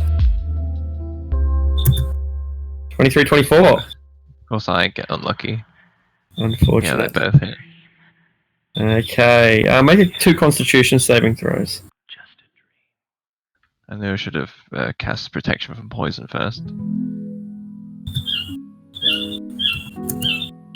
So you suffer 5 points of piercing damage, and you suffer 15 and half of this one, 22 poison damage, as the venom surges through you from the dart that has struck you. Yeah, note to self, use protection from poison next time. Oh my god, if any of you die for level 1, you should just go back to Troll Skull and... Hey, this is level 2, sir? Level 2! Level 2. But it is it is funny to revisit and have it be a little more dangerous than you might have expected beyond. Yeah, I mean, it is good to update a dungeon and not just leave it blank years after it was closed. Yeah, that's right. It's such a long time, huh? Yeah. I'm glad you agree. Alright, beyond. Just running right past it. Alright, run straight over them. 2 more of them fire and exhaust their ammunition. Very appropriate music right now. 3 question marks on the map is absolutely not a good thing. Constitution save.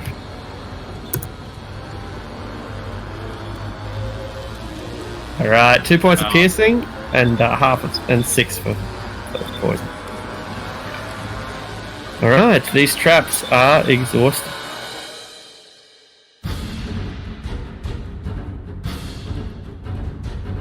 Lucius. I shall continue south. Alright.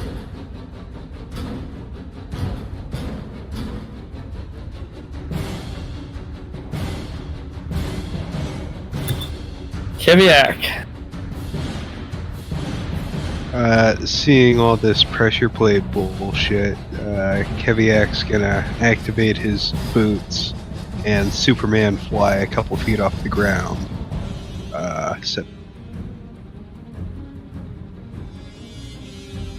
And that'll be his turn. Alright.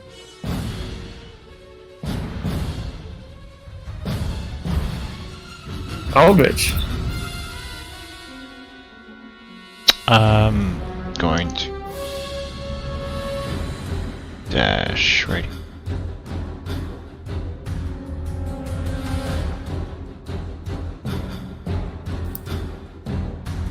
Okay. You trigger 1 of the traps. Sorry, Keviak, will you trigger 1 as well? I was just on a different part of the map. I apologise for that. Bam and bam. Oh, Keviak was flying.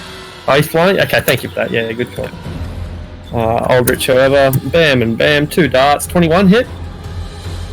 Yep. Oh, does it really? Constitution save. Con save. Alright, 3 whole points of poison and 3 piercing. As it taps you. I see it. Yeah, I'll just follow behind you on, I guess.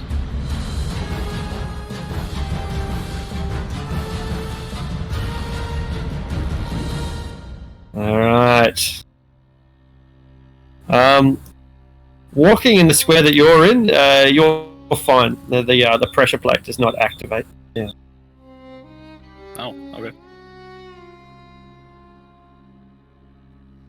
You hear the thugs calling, you hear the Zentarum calling. It's them, they keep recording. It's them!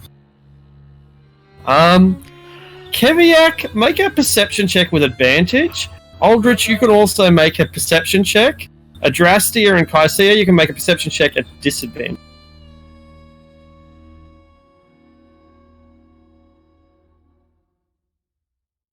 Nice. Alright. You hear the sound of orders being given. Defend! Set yourselves up! Position yourselves! Crossbows! I'll take them out whatever way I can. The voice sounds familiar, but you can't place it, Keviak. The rest of you are the same. The voice sounds familiar, but you can't place it. Ariok. Oh, I'll wave it, Zeb. Hey.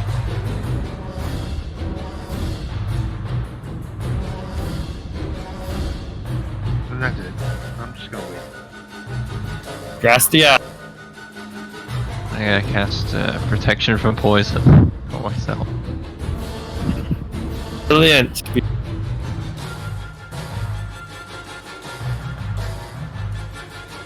And then I'm gonna see how far can I get. Just past that plane. I'm gonna hide in this little corner here after I get past these planes.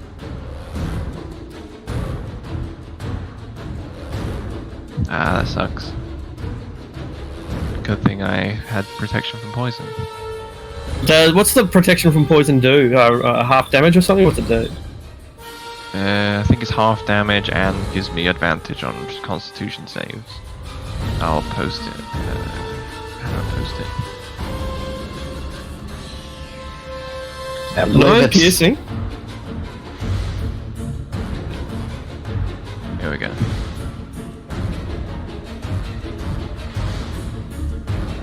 Yeah, advantage on saving throws and resistance to damage. Cool. So make 2 saving throws, both with advantage.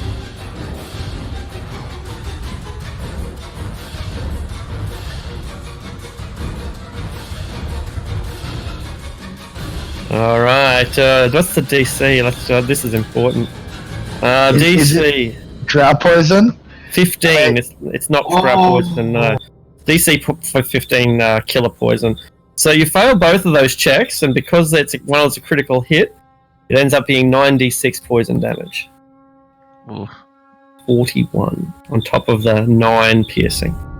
But you do Good take thing it's half. half. But it's half. Yeah, okay, good call. So that's 20 then? So 29 including the piercing damage, is that right? Yeah.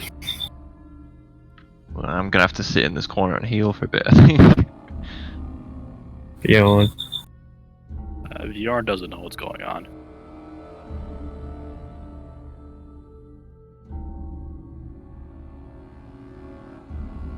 He just keeps going forward.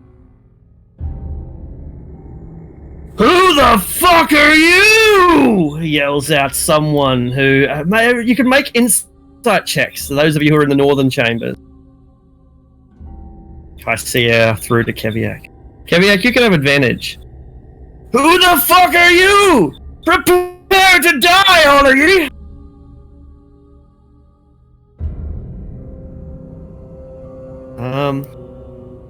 Do the traps not trigger when Bjorn ran across? They do. Okay. Thank you. Trying to keep track of too many things. Yeah. That was both it.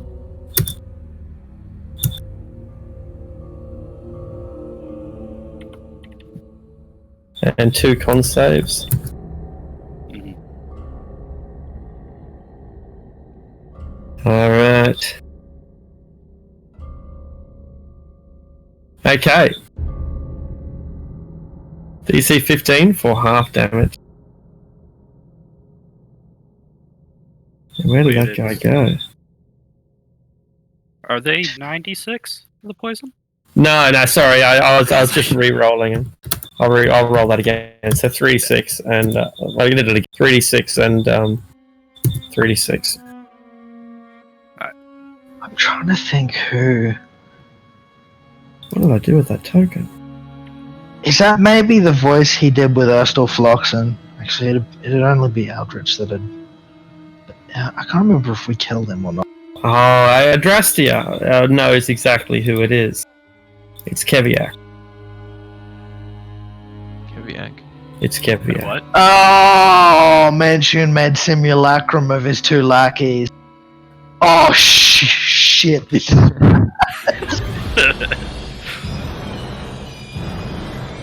No wonder is acting so friendly towards Keviak at first, and then it's like, oh shit, it's the real Keviak. You got it.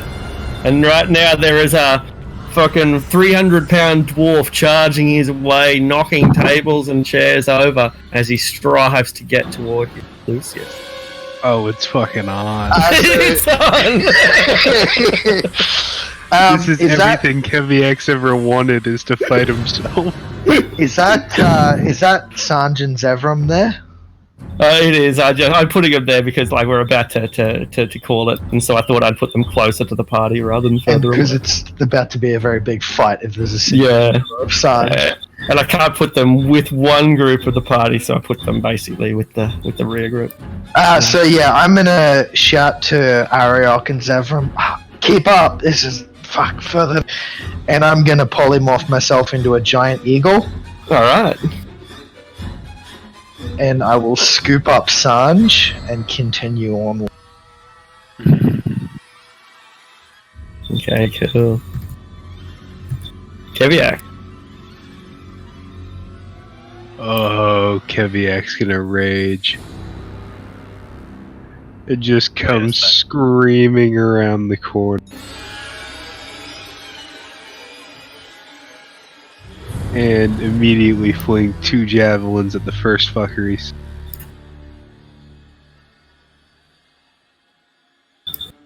Alright. He's hiding behind some barrels, gives him some pretty good cover. But your arm is strong.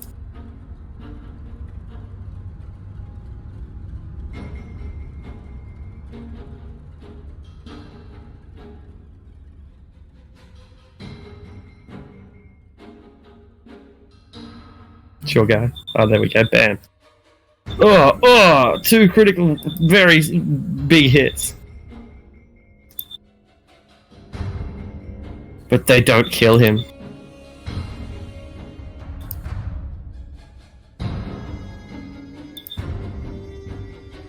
Damn, 2 1s for damage. Yeah, they maybe your javelin goes straight through the barrels and lodge into him, but the impact reduces their pain.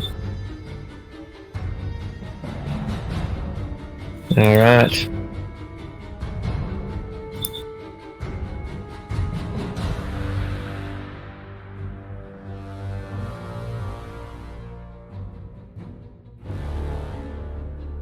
You see in the distance a familiar figure, a blue-skinned mage, only this one dressed in purple robes, looks up. It cannot be, he says to himself as he sees Keviak running towards him, as Keviak runs towards him. Confused though he might be, this magician knows that he must stop you somehow. He must stop you somehow. And what's the range on that? Let's have a look. I'm genuinely concerned now. I took the long way to go get Ariok and go around the back because I thought they'd try and escape, because we know that's a closed off area up there. But knowing there's simulacrums of you two there now, I'm concerned because I'm far enough away at this point. I won't make it in time if something bad happens. Yeah, I'm a little concerned, like, I can't geek the mage first at this range. Alright, so scroll the description of someone. Cool. The earth begins to erupt all around you, and the ground shakes for 20. Make a dexterity saving. There's a 20-foot cube. I'll put that in. Can I see this effect? Yeah, it should be written in the thing. He meant for the save. Yeah, Oh, right.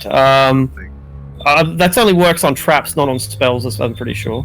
It's just any dexterity saving throw, I think, where I can see the effect. You better check that. I don't think that's... It is any dexterity. Danger sense. Okay, cool. Yeah, in that case, yeah, you can see it because you can see Sanj in the distance. Yeah, no worries. But yeah, it doesn't matter. Cool. 1, 2, 3, 4. 1, 2, 3, 4.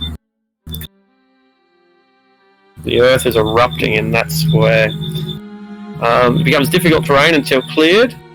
And yeah, the ground begins shaking and earth spraying up at you, smashing into you, breaking your bones and your skin alike.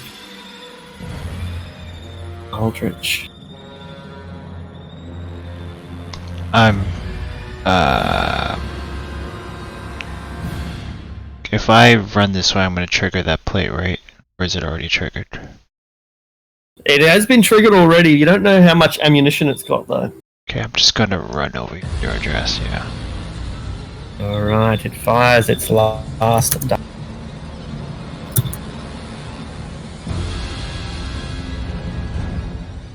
It's exhausted now. Good. And then I'm going to be like, my chocolate elf, you are poisoned. Then cast Lesser Restoration.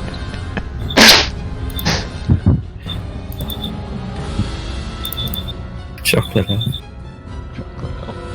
Well, technically I'm not poisoned. I just took damage from it. I don't have the poison condition right now. I don't think. Look, he just really wants an excuse to call you his chocolate elf and time.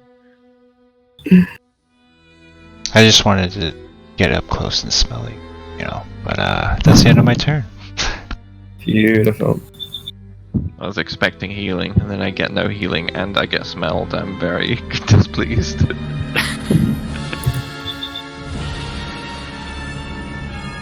You haven't praised Leviathan hard enough. Praise Leviathan. See, Bjorn gets it. We don't heal them dark elves. Dark elves.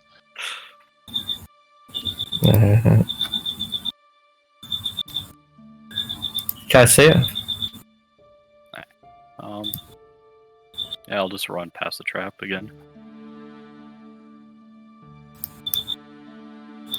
Beautiful. It's exhausted and does not threaten you. That'll be it. That's a bit confusing. Okay.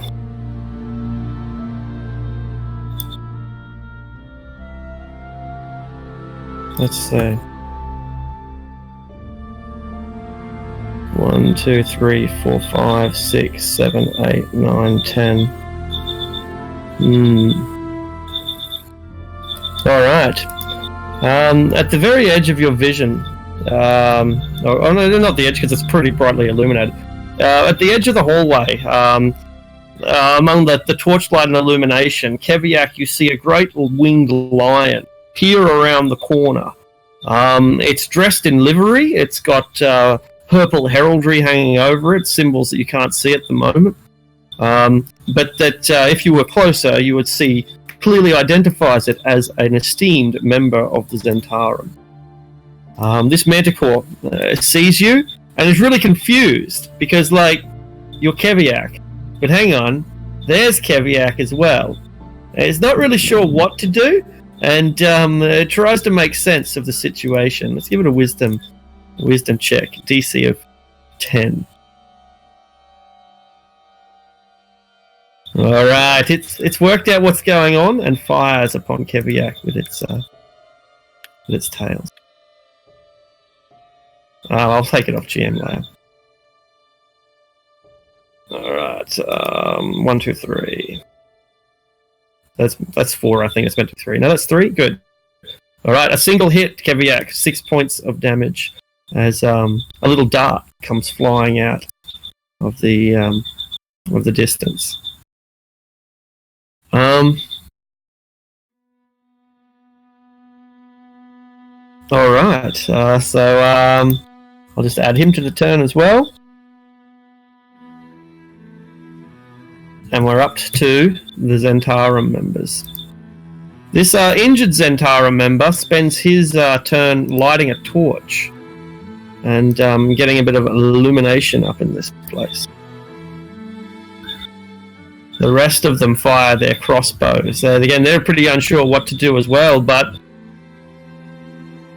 you know, it must be a chameleon or a doppelganger or some sort of disguise kit. Whatever the case, that's not really Keviak, and we need to bring him down. 1, 2, 3, 4, 5. 1, 2, 3, 4, 5. think one of those hit, right? Nope. Excellent. Had upgrades. He's got 5 new bolts in his shield. That brings us to Ariok. Well, since I was told to keep up, I run to there and then keep running.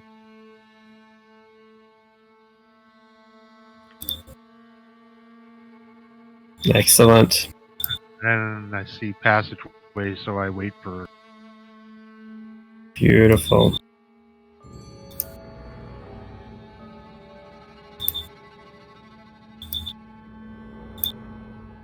Okay, and we shall leave it there for this week.